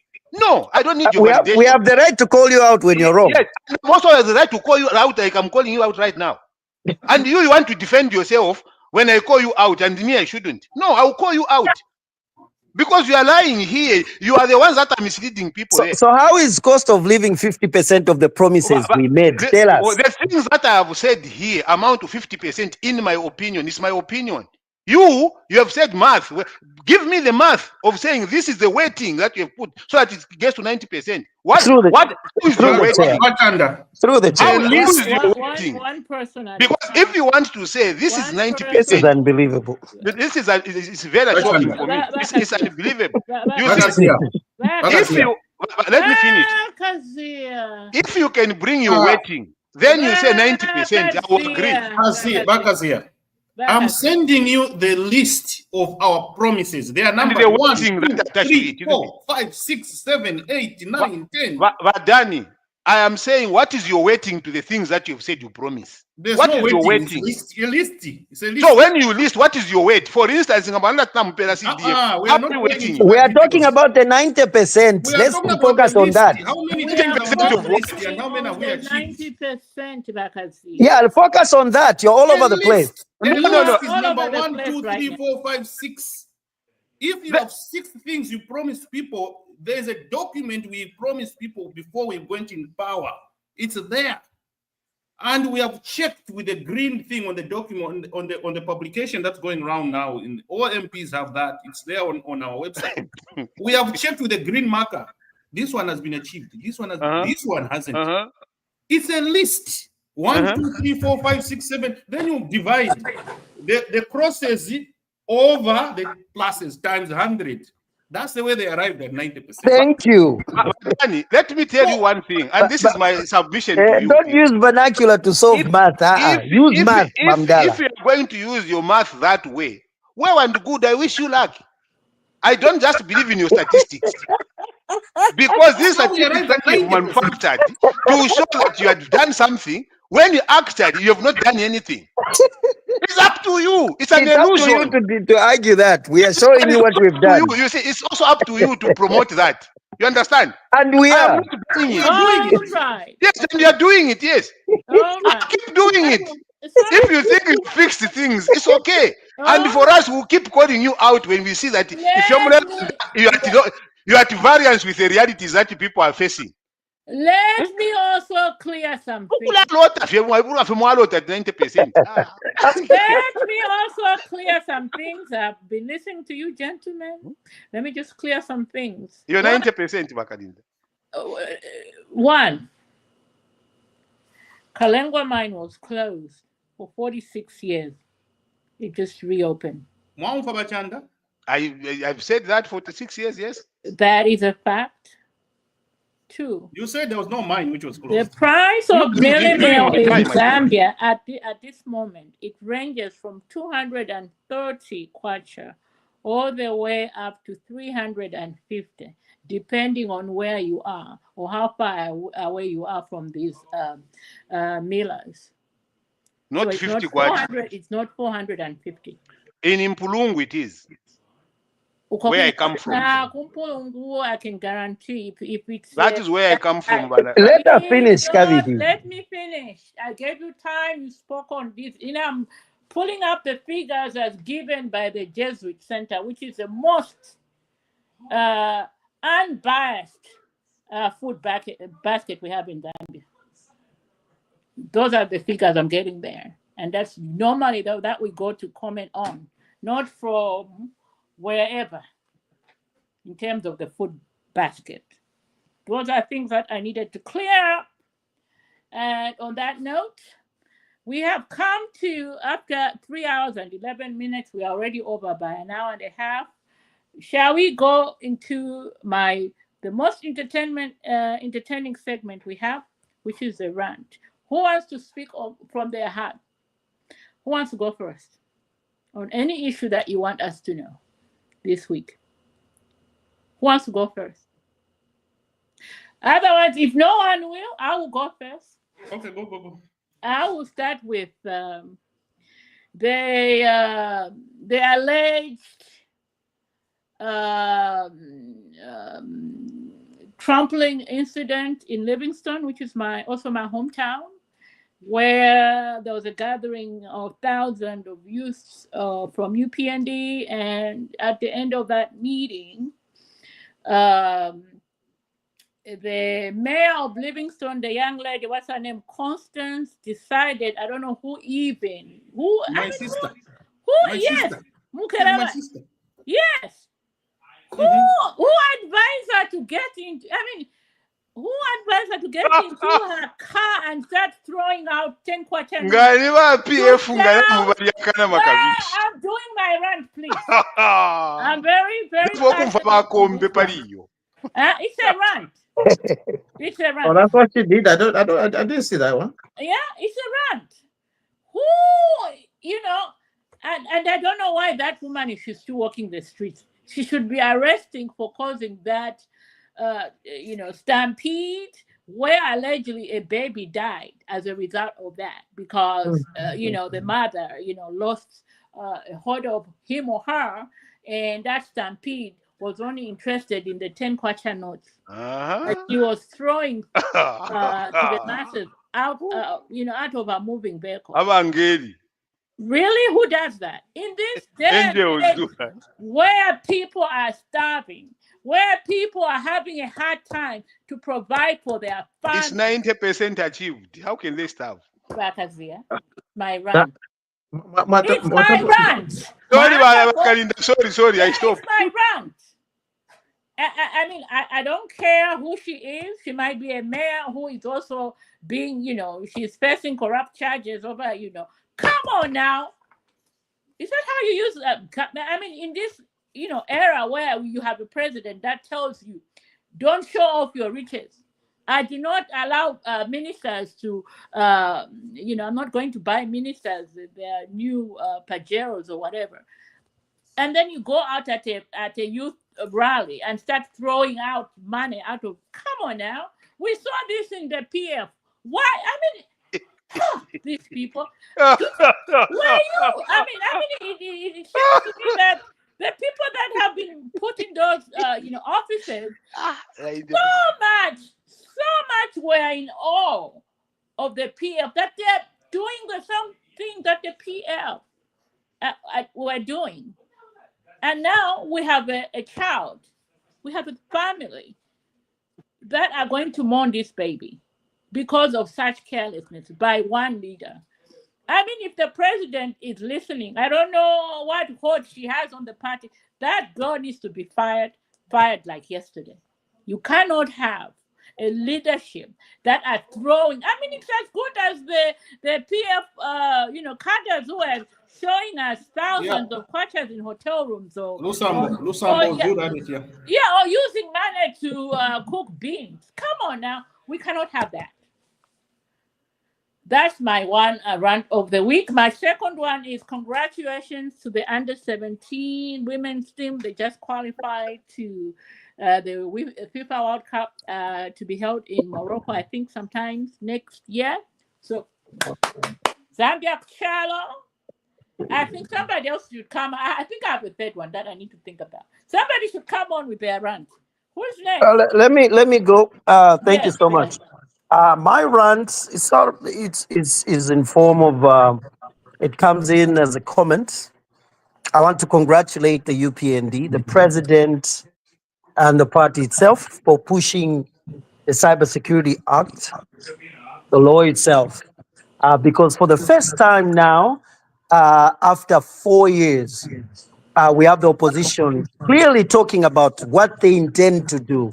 It has taken them 4 years. After the cybersecurity laws came in, now they're talking about what they intend to do. KBF is coming in now, talking on about issues and mill. That's what we need. They were so much used to individual insults and just lies. Now they're scared. Now they're coming out. They are talking about issues. So thank you, President Hakainde Hichilema. Thank you. So that's my message to the president. That was your only rant today? My other one is instead of Akazila worrying about the 10% that we said that we were generous to say we haven't handled, Bakazila should worry about things like what Toonse So is now the rant saying. is towards me. Yeah, I'm allowed to Oh, mention you because I'm ranting. So Bakazila, we should maybe worry, try and advise Toonse, have an organized opposition. You have failed to do anything. Mailoni ukwa, ni Toonse, mulimweka party. Worry about organizing the opposition. That should be your worry. If you don't have we want you to provide us with a candidate so that we hammer you again. It might not be the 2.8 million, but we want to have a challenge. So work on that, and then we'll pick it up from there. Edgar Lungu is coming back again. Everybody's scared to run. You have no leader. So the energy that you waste on the debating the 10%, start advising your leaders on how to organize. Thank you. Yeah. All Well, right. Who is next with their rant? Who's ready? how are they getting? man. They're getting done. Awe Okay. keni nje bachulufa besi bauti bakombe mbache koranti na bena mbebe bakombe mbebe bakombe. I'll start with you. Yeah. Bakombe, stop wasting your time focusing on Toonse and whatever. Focus on what you have to deliver. Focus on telling where go fee. Focus on focusing on the leaders so that they can be honest and truthful with the things that they do. Focusing upon Edgar Lungu, we will not reduce the price of maize. We will not reduce the price of mealie meal. It will not reduce fuel. If you're from Mulefa Yokulanda to pay we don't need your advice. We have not sourced for one. Focus on what is internal there. Hello, they can praise and worship mule una president wa HH. But HH ngamule abantu ngabakombe bantu bakutalukava. They don't mean well for you because they will never tell you what is wrong. Vai miyave pakupepa. Ngamwarufyanya eba balira pono kubutukava. People like we bakombe balira ndala. They are the people that abandon you the moment things go wrong. They will start praising another person. That is why they are now focusing on finding another person in opposition who they will say, oh, you is good. So that when he wins, they will abandon you and run to the other person that they are wanting to see. Because if I was UPND, I would be focusing more on what UPND has to do and achieve. If there is confusion elsewhere, it should not be my concern. My concern must be, how do I add value to the UPND and make sure that if your 90% gets to 100%, that should be your concern. Not what is going on in Toonse. It is not your concern. It is not your baby. Nobody is asking for your opinion. No one is asking for your advice. Please, if I have advice to you, they will source for one from you. So stop it. Number two, Mayor Bakut Vingston, I'm with you on this. That mayor needs to be disciplined properly. Filamwalela ndafidya ngani ba PF apanga tabalire na mechi. Alepo sendala malefu ya. Naimo kanshi mwali kwata ba posendala maba. I didn't know that UPND had people with money that will be spending to the point of death. Umwana nafu okolomba, who is going to be held accountable? That mayor needs to be held accountable for that. It is unnecessary. If he had money to pay, he would have given money to charity so that maybe there are hospices in Livingstone that look after the aged, the sick. She would have donated money to those so that they can be able to add value at community level rather than pay Amakadas. Amakadas, the moment you pay the Amakadas who have become very powerful. Number one is, I can mention them here, but they are not here to defend themselves. I wish they could be here. The last rant is on your media. Media directors, consultants, they must focus on promoting the 90% achievement.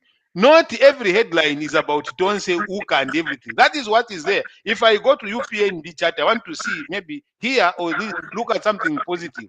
They are only talking about Toonse and Edgar Lungu.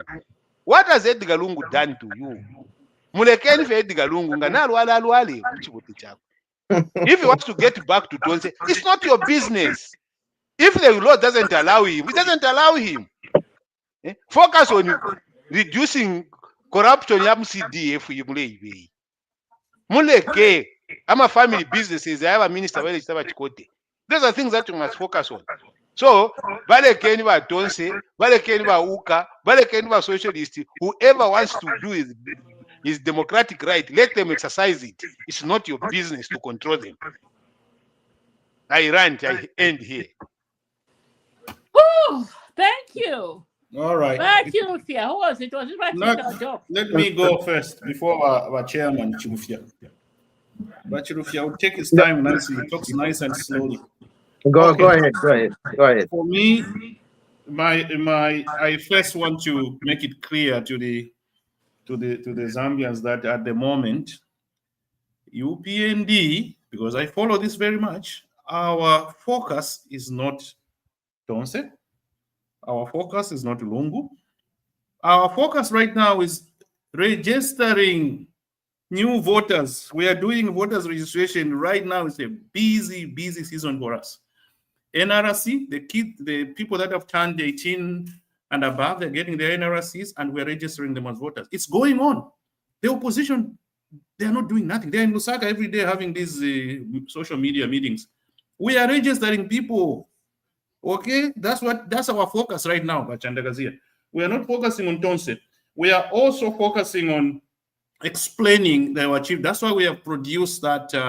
You are mentioning me. Oh no, sorry.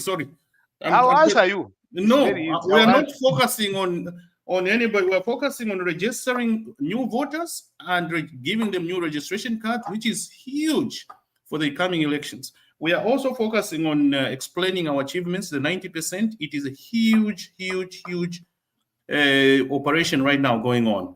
Everybody's out there in the field doing this. Everyone has the pamphlet. And they're explaining in the rural areas in their own languages. That's what we are focusing on. That's our focus as we speak right now in my party. And I know that the opposition, by the time they wake up, by trying to go to the grassroots, it will be too late. It will be one month before the elections. But that's what we're doing right now. I'm just trying to make it clear to some people that think that the party is focusing on Lungu and Toonse. We are not. Far from it. Now, there's also the common argument people, they're talking about cost of living, cost of living, cost of living. Yes, the cost of living is high. But what I know as a Zambian, what I know in Zambia, our cost of living has always been increasing year in, year out. There's never been a year when the cost of living came down. And Zambians, one way or the other, we are so resilient. We sort of find our way and whatever. So what we're trying to say is that for opposition, the Toonse, they are saying the cost of living is higher than last year. The cost of living, that's why Bachilufia is saying the price of yesterday, whatever Bachilufia is saying, is not the same. The cost of living will go high. There's no part in the world where the cost of living comes down. I've lived abroad for many, many years. I've lived in UK, I've lived in Canada, the cost of living increases. So this song of saying, no, bring down the cost of living, it was 17, in 2017, it was this, bring it back to the cost of living that was there in 2017. It will not happen. So, but don't say, you should know that. That's some kind of a thing I need to educate some of these opposition people that say, bring it back what it was in 2010. It will not happen. When I came to Canada, I used to fill the whole trolley with food for only less than $100. Now I need $200, $300, $400 to fill my shopping cart. So the cost of living goes up. Okay. Finally, I have this. Not finally. Two more. Junkies. I haven't been to Zambia for some time, but this junkie thing is worrying me now. I have some relatives in small little, but not in the small, in the shanties of Zambia, Misisi, Tawama, and they keep telling me that this is a huge problem now because they can't move at night. People with some kind of these junkies have taken over these compounds. What's going on with the security forces? What's going on? You know, people are no longer free to move at night.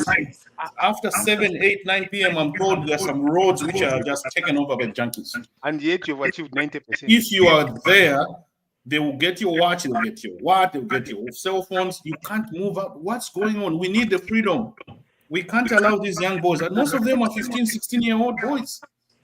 So we have to do something as a country. This thing has to be sorted out. The junkies cannot hijack the freedom of the Zambian people, especially in the inner cities, the so-called inner city compounds. We have to sort this thing. It's getting out of hand. But where are the parents? Because I mean, I have a 17-year-old son. I know where my son is. 24/7. Today, you know, yesterday what happened? They invaded. They went to Matero, the special forces, whatever they call them. They arrested 4 of these young kids, and guess what? They were in a house of this woman who was hiding them. This woman knew that these kids go and rob people at night and they bring the thing to. So the woman has been arrested too, the 47-year-old woman. So is the mother to 2 of them. So these women 90% achieved. This is not a percentage. These are actual issues. It's got nothing to do with the percentage achieved. So that's the thing. We need to take care of this problem. Otherwise, it's getting out of hand. The junkies have to be. They are very young. They don't even have. I'm told they don't even have weapons or whatever. They just use these stones or whatever to beat you up. So the police force should be able to control these young people. It's getting out of hand. Finally, I just want to comment on the whole council of Lumezi constituency that has endorsed our UPND party there. It's very nice. They have seen 90%. They have seen the development UPND has brought to Lumezi, and starting with the council chair, all the councillors, 5 more councillors with the plus, whatever, they've all said, no, you know what? This is good stuff. We need to work with you guys because you've done a lot enough. So I commend other people in opposition. Once you see something like that, you have seen the benefits of the UPND government in your constituency, join us. Let's work together. I'm in a poor Moonga. Do the same thing the Rumezi constituency councillors and their council chairman have done. They have all said, you know what? We are here to work with UPND government. We have seen the benefits. Very good. That's a good thing. Thank you. Back to Sophia.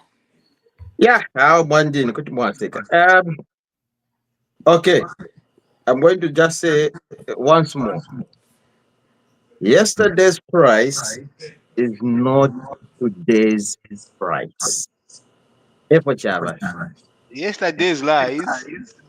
So, when you were talking, people gave you all the utmost respect, and to talk without being. I'm sorry, Chair. You should do. I keep quiet. Please, Papa. Anyway, so that's aside. So there was an issue that I wanted to bring to the forefront, and then it was I think he didn't understand where I was coming from, and the issue that I wanted to bring out or highlight. When it comes to our Nesu, our Zambian friends from Indian origin, okay? We cannot just say, oh, Zambian. Are we going back? No, it's my rant, okay? It's your rant, but that's not, I mean, I'm gonna call you up. You're being a racist, honestly. But you don't know what I want to say. No, how are you gonna call me? How are you gonna call me a racist? You don't know what I want to say. You are, because you started off on the onset. Oh, Martin. No. Can you allow me to finish what I'm saying? No, we should not allow you to be racist, we platform, can you come in and tell us if you're not to be racist? You can't be quiet on this one. You're not understanding where I want to let's give him 30 seconds. We hear. Maybe I've changed his stance. Automatically in your head. But here's the thing: automatically in your head, offer Mulelanda. Okay, push it back to the okay. Now, let me tell you one thing. My name is Chanda. Oh, sorry, Batan. Okay, and then in the Indian community, I can tell I grew up with a lot of Indians. Okay, Chanda is also a name in the Indian community. In case you didn't know this. You can go and Google and search it. Okay? So I have grown up with them. Okay? So your point is what, Batan? You didn't give me a chance because you go ahead. Go ahead. So the thing is this. When I was saying what I wanted to say was this. The Indian community or Zambians with Indian origin. Okay? During the Twatampo if you want to move forward in terms of the Zambian community, one, Mozambia, okay? That segregated kind of environment. I can tell you one thing. Imweva Francis Konde, if your child or imwewe de bakalinda na banani kale ba machina had to fall in love with an Indian girl in Zambia, not in Zambia, but here it's possible. Me, dating my Indians, I've got a lot of friends here. And all that stuff, we were going to my same disco, listening to the same music. But Mozambia, Walikuwatalia environment. These are issues that we need to touch on. Let's not be all the time we start tipping on our toes when it comes to these issues. Because there's no way wakalinda omwana wenu mu Zambia muda vakamusuminisha okudating an Indian girl. But you know, statement I think it's uncalled for because you are generalizing, really, to be honest. Exactly. Which is wrong. There's no problem right now with Zambians who have parents or who are of Indian origin. They are Zambian. They are as Zambian as you are. And right now, as we speak in Zambia, there's no such a problem of no, let's not come up with that. There's no problem whatsoever. Unless there's somebody that you know who has a problem. And you know that some of the heavy funders in UPND are the same Zambians that you're calling out as we speak? Yeah, they're just as Zambian as we are. There's no such a thing as Now, if I say that today, if me here who is seated here, I've been fighting Vachirufia. I'm the first one who said Vachirufia, when a person is a Zambian, we must refer him to as Zambian. The issue of putting a color to the person does not arise as Zambians. We have the different people that have been. Imagine there was a minister, Deepak Patel, there was Suraj Desai, there was Guy Scott, there were all these people that have been ministers and vice presidents in our country. We don't see people from the position of their race and color. We don't do that. So when we start mentioning people, maybe it is in me who is not a part of me who is a critique of UPND. I will say, oh, is it that UPND now it is a philosophy that people must be segregated based on where they are coming from? Could it be that is why we see South and Northern fight around it? Because you see, we cannot be allowing this kind of conversation to start taking center stage, but to take center stage of this. Whether they allow their children to marry whoever and they have control over their children, that shouldn't be a problem. Even me, I have a problem with my children. My son, as much as I may not control you, but this is what I may think about it. I can give guidance, but not the same that I'm going to control what they do. But if they listen to me, so be it. But you see, to come and have this open conversation and start bringing the race issue in it is not right. It's not healthy for our country. We must stop talking about it, even you mentioning it. Because once we start mentioning these things, we give it them the legitimacy they don't have. So let's not talk about it. Let's not talk about the race. Let's not talk about it. Let's talk to them as Zambians who might have a challenge accepting another Zambian, but not to mention the originality of where it's not right, it's not necessary. Please, Vachirufia, avoid speaking about this thing. Please, Wapapat. Chair has the powers to cut that topic. We don't want it. We have voted it. Correct. That topic should not be discussed. We don't need it. Yeah, some of us, I have friends who are Indian, they listen. No. My best friends, they come on here. They listen. That's why I have strong objections. And when you start generalizing, some of these people are married to our own. Our chairman for Zambia Canada Association, Vachirufia, Zambia Canada Association is an Indian, Deepak. So the guy who is leading us in Canada is Indian. So we look at him as a Zambian. We don't look at him as an Indian. No. Especially for us here in the diaspora, natukwatana abana, abana abatyalirwa ffe kuno ifo twafuma ku Africa ku Zambia. Yeah. You can't have that in your mouth. There's no way. No. They have the right to choose who gets married or who marries their child, just like you have, M'membe Kalaba. So I think it's a very dangerous thing to start. No. It's very, very dangerous. Republicans. It started like this. Even during Trump. It just started like this. No, but it's a full-fledged thing. No. We don't want that. Yeah, it shouldn't happen. Okay. I think he has heard enough. But if you go on to your next rant, please. Or you can continue, but on this one. Make sure.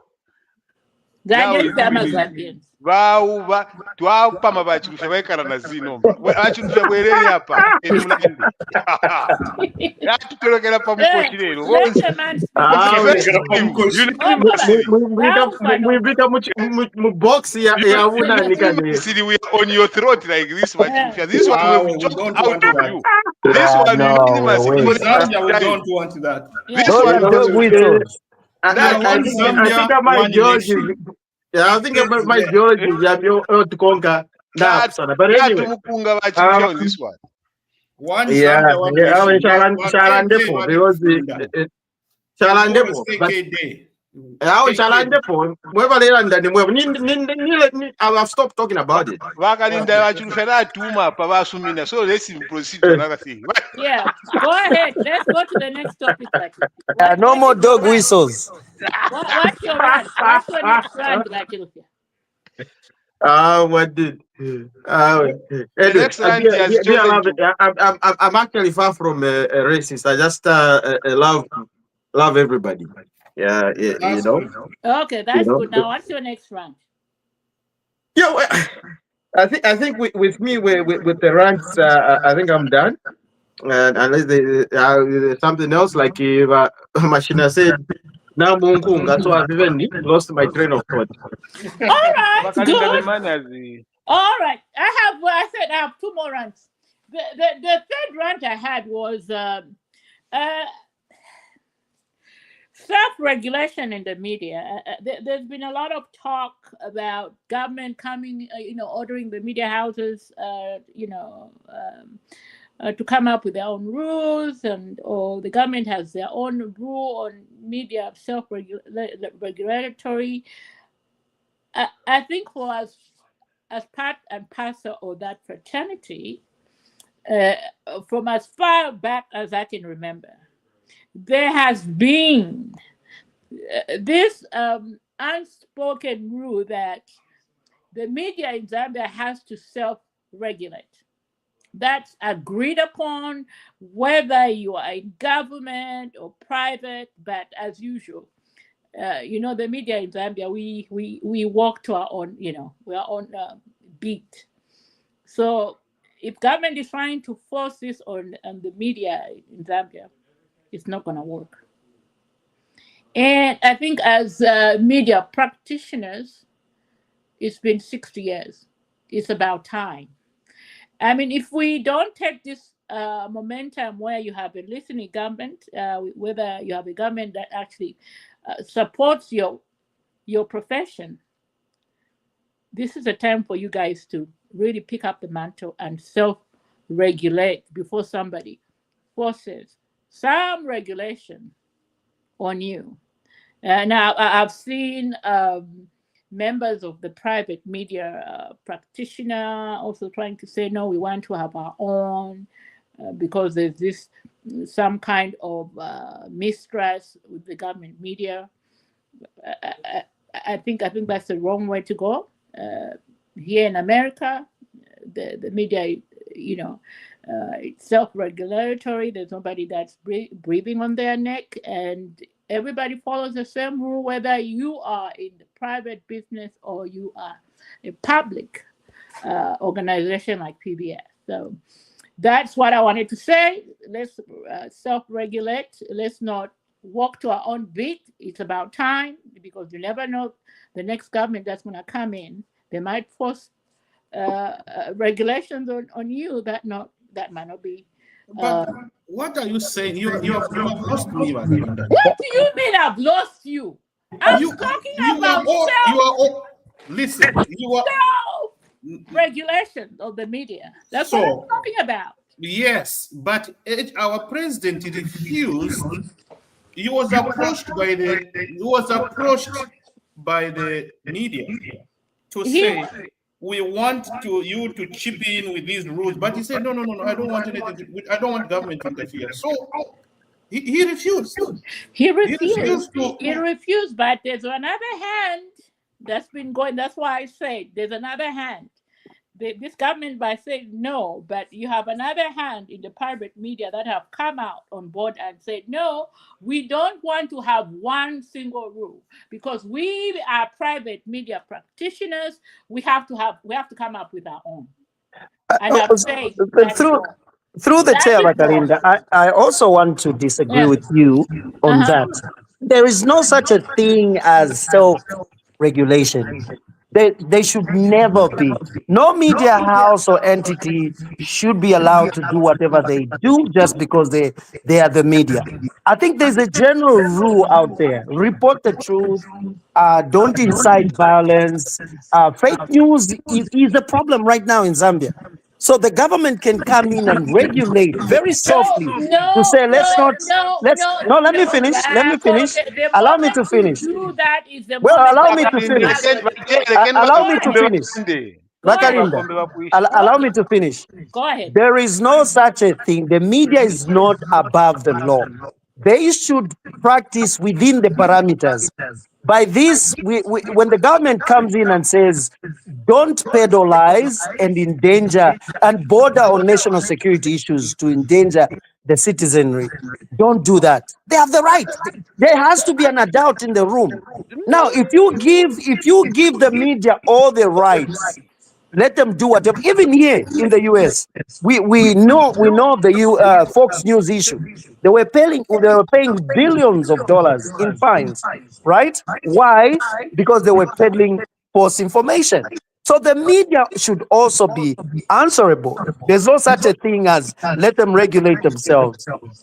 But this is not when we say this, it's not. Before you come in, I want to come in after Wakombe. Go ahead, Wakombe. Yeah, so we're not saying the government should tell the media what to do, but we are saying if into Chilam or the government can come in and say, no, we are not going to peddle on lies. Because when you do that and incite people, we can have a problem in the nation. So I believe, and the president, like Banani Bachilanda, the president came out forcefully and said he wasn't for the document that was circulating. He didn't want to, just censure the media. He said that. He's on record. And we have no issues with that. I think you guys Wakombe, I have a question for you. Maybe before you come in, I want to ask Wakombe one question. Wakombe, the government, Yachilam, what should the media do? No, the media then should call out the government. And then the government, if the government is the one regulating the media, how is it going to do that? No. By regulating, I said they can ensure or make sure that things are done in order. They can do that. Listen, even the government is answerable. There's no absolute power, right? The government, we check the government. Equally, the media should do the same. Let me be honest with you about Zambia and regulation. If you are going to touch on the media, not to tell you what I know, it is going to bother. But I haven't said that. You are changing. I haven't said that. Did you listen to what I said? I want to give an example of what you said. What did I say? If I'm wrong, you correct me. Okay. You said that there is no absolute power. For instance, media, if it borders on inciting people from the media. Now, a media by themselves, they can't incite people. They'll only report what is there. They don't go ahead. And this is the difference that is there. If there's a group of people inciting people that Papa strike, what the media will do, will report that strike for this. It doesn't amount to them inciting. Bangala, there was a genocide in Rwanda. The media was involved and they made the situation worse. This is what we are saying. So such things should be called out. The same thing. The first thing they stamp on is the media.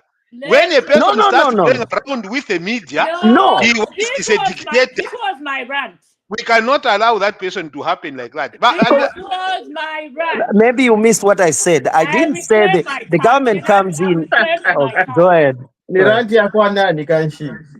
was my rant. I'm reclaiming my time. In Rwanda, it happened. Yeah. All I'm saying, media regulations involves us as a media practitioners saying, look, we are going to tell the truth, be honest. We are not going to force our opinions on anything. We are going to check to offer checks and balances to everybody, whether you're in government or out of government. Yes. That's That's okay. what self-regulation I'm talking about. And these are simple standards that both the private media and the public should follow. Oh, now you have explained, because when you Okay. said self-regulation, Yeah, you just this is ended what, there. yeah, so that's what I'm talking about. Maybe Okay. President Makes came in sense. and, there was a document that was out there. The president said no. The information minister says no. But then we had a group of private media personnel who came up and said, no, we want our own. What is it that There's you no want such a as your thing. own? There's no such a thing. All media houses should just aspire to be But trustworthy. I can share something with the group here, Go which ahead. I know would have happened. One of the things that we had started, which should have probably brought some kind of sanity, was the level of recognizing professional journalists through coming up with what was constituting You have the an wage. echo, Machanda. No, I don't. I'm not the one. Let me send this.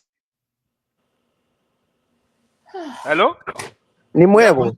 No, man, echo na finshi because all my Muletamba phone. TV, are you watching TV or something? No, I am not. I can even put my camera on here. You see, Oh, I am yes, not that's watching what TV. I I'm here.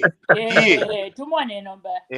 Ndipano pansi pano ninzisendwa nemwine. Mbika pona camera so that mumo nati I am not doing anything like that. Yeah. We want to see, So we don't want to see your ugly face. yeah, I know it's okay. It's an ugly one. That's how. Why when I follow suit? So Yeah, no, that's better. yeah. So the question that was there was, let's have a minimum wage for the people working in the profession, because you see what used to happen was they started abusing the reporters. Umuntu ali mafia papa nga ka radio station. Maybe the boys would go in the field, get information, not even pay them. So we said the best way that you are going to get these owners to get some credentials of the people that they are reporting is when they know that the journalists deserve a kind of decent wage, which must be able to speak to the professional standards that they have. But in terms of conduct, it must be regulated by themselves. You see, because the code of ethics must be designed by the practice and how you get trained. If you are acquire document here, by president, that document was fake, because there is no document that can find itself at the hands of the president without the Minister of Justice knowing, without the legal person from the State House knowing. How did that document even find itself with the president? I was having a conversation with Badani and he said, Badani, I find something that doesn't make sense here. How do people even allow a document that has not gone through cabinet to find itself with the president? Because a document like that to reach the president, it must have been Ministry of Information raising it through the government systems. It is tabled in cabinet, a draft is done. A legal officer, the legal advisor must be able to see that document. How did the president start speaking about it without all those procedures being done? I think that was not right. For me, it exposed the president. He shouldn't have even been commenting on it, because that document should have not even reached him. It breached a lot of government procedures that I know, and I hope that I'm happy that maybe he was careful not to actually engage himself in that. Can I contribute as well, please? Wasn't this supposed to be a rant? Okay, go ahead. You opened the Pandora's box. It's a very interesting subject. To me, what I think is what happened. Definitely, the government knows that there are some media houses. This is my personal view. The government knows that there are some media houses that are party aligned. That's the truth. In every country, there are media houses that are liberals, conservative, folks, this, that, they're aligned to the party, a certain party. So in Zambia, definitely we have that as well. We are not a unique country. We will have media houses that are aligned to UPND, media houses that are aligned to PF, and it's normal. Okay? So what I personally think was happening, the government was trying to find a way of regulating these people, but they got a very, very big resistance, so to speak, to say, if you do this, this is going to be the repercussions. Leave us alone. Otherwise, we're going to make it a big deal here. It was going to equalize Zambia. You see? So to me, the government realized that this is gonna, it will just go south. It will not gonna end well. So that's why, to me, I think they had their hand in this thing, and later on they realized, you know what? Let's just back off. Let's just say we don't know this, because there's no way this thing can come to the president and later on say, no, I don't know this about this. I don't know about this. It's your own. It's a fake thing. I think we as a government had a hand. We wanted to really regulate these guys, but then we realized the backlash was going to be too big and not it's going to be nasty. So let's just leave it alone. Let the sleeping dog lie for now. We have other things on our plate to deal with. So because there's no way something can enter the state house without knowing about it from the beginning, and then you say, "What's this thing doing on my desk?" No, that one is impossible. I agree with you about that. On that note, my final rant for the evening. It's not a rant per se. Final rant. Double time. I had 4 rants now. I only did 3. Yeah. Then you started there. So my final rant of the day is just to congratulate. I've been saying this. My brain hurts. My heart hurts. I'm broken. Land and forever. Liverpool, congratulations. Congratulations to the Liverpool fans and the club. The 24-25. Northern London forever. Manchester United, what number is Manchester? Relegation by Manchester United. Number 14. Northern London forever. Number one son of finish by winning it. Team with the Chongo.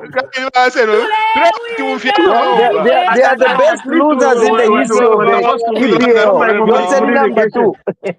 Johnson number 2. Yeah, they are the best losers in history. Forever. We have more trophies than you. Congratulations, Liverpool. You deserved it. But congratulations, Liverpool. And congratulations to my team Nkana. We have Nkana if we. So in fact, Nkana should be stadium.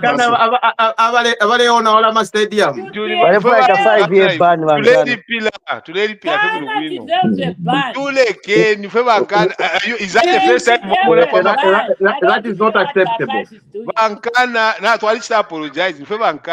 not enough. You need 5 years.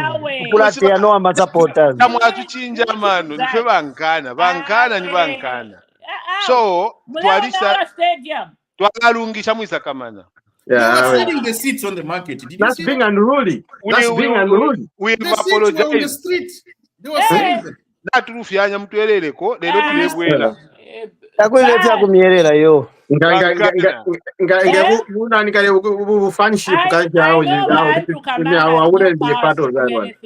this is something that you could do. Ban can and then go and campaign at the first general, meeting. Even I would have called. You could have made some calls to a few people to vote for him, but he hasn't done nothing. You cannot. Should be. My supporters, they should never see any game in Quito for 5 years.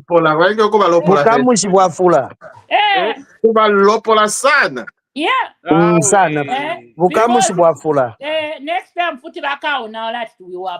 And they go to the seats and they started selling them per market. Imagine that. Imagine that's ridiculous. It's ridiculous. They were selling them on the market. Ridiculous. Where is the law when you need it? We are not the first ones, but you see, globally, if you feel like where can you state where? Not globally. No. Even Arsenal, Manchester, you know that in Germany, the fans vandalized the stadium. In Poland, the fans did that. In America, also Colombia. In 18 Jan. Even my latest news, with my monopoly. We want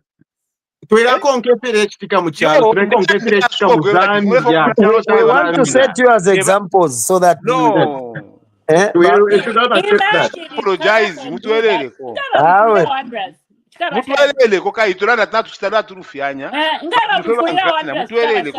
Let's apologize on behalf of Bankana. But Don't bring that into Yeah. tebabalilapo mukyalo tebabalilapo All iyo right, gentlemen, let's bring this show to a close. Thank you, our viewers. Until next week, keep the faith. Ooh.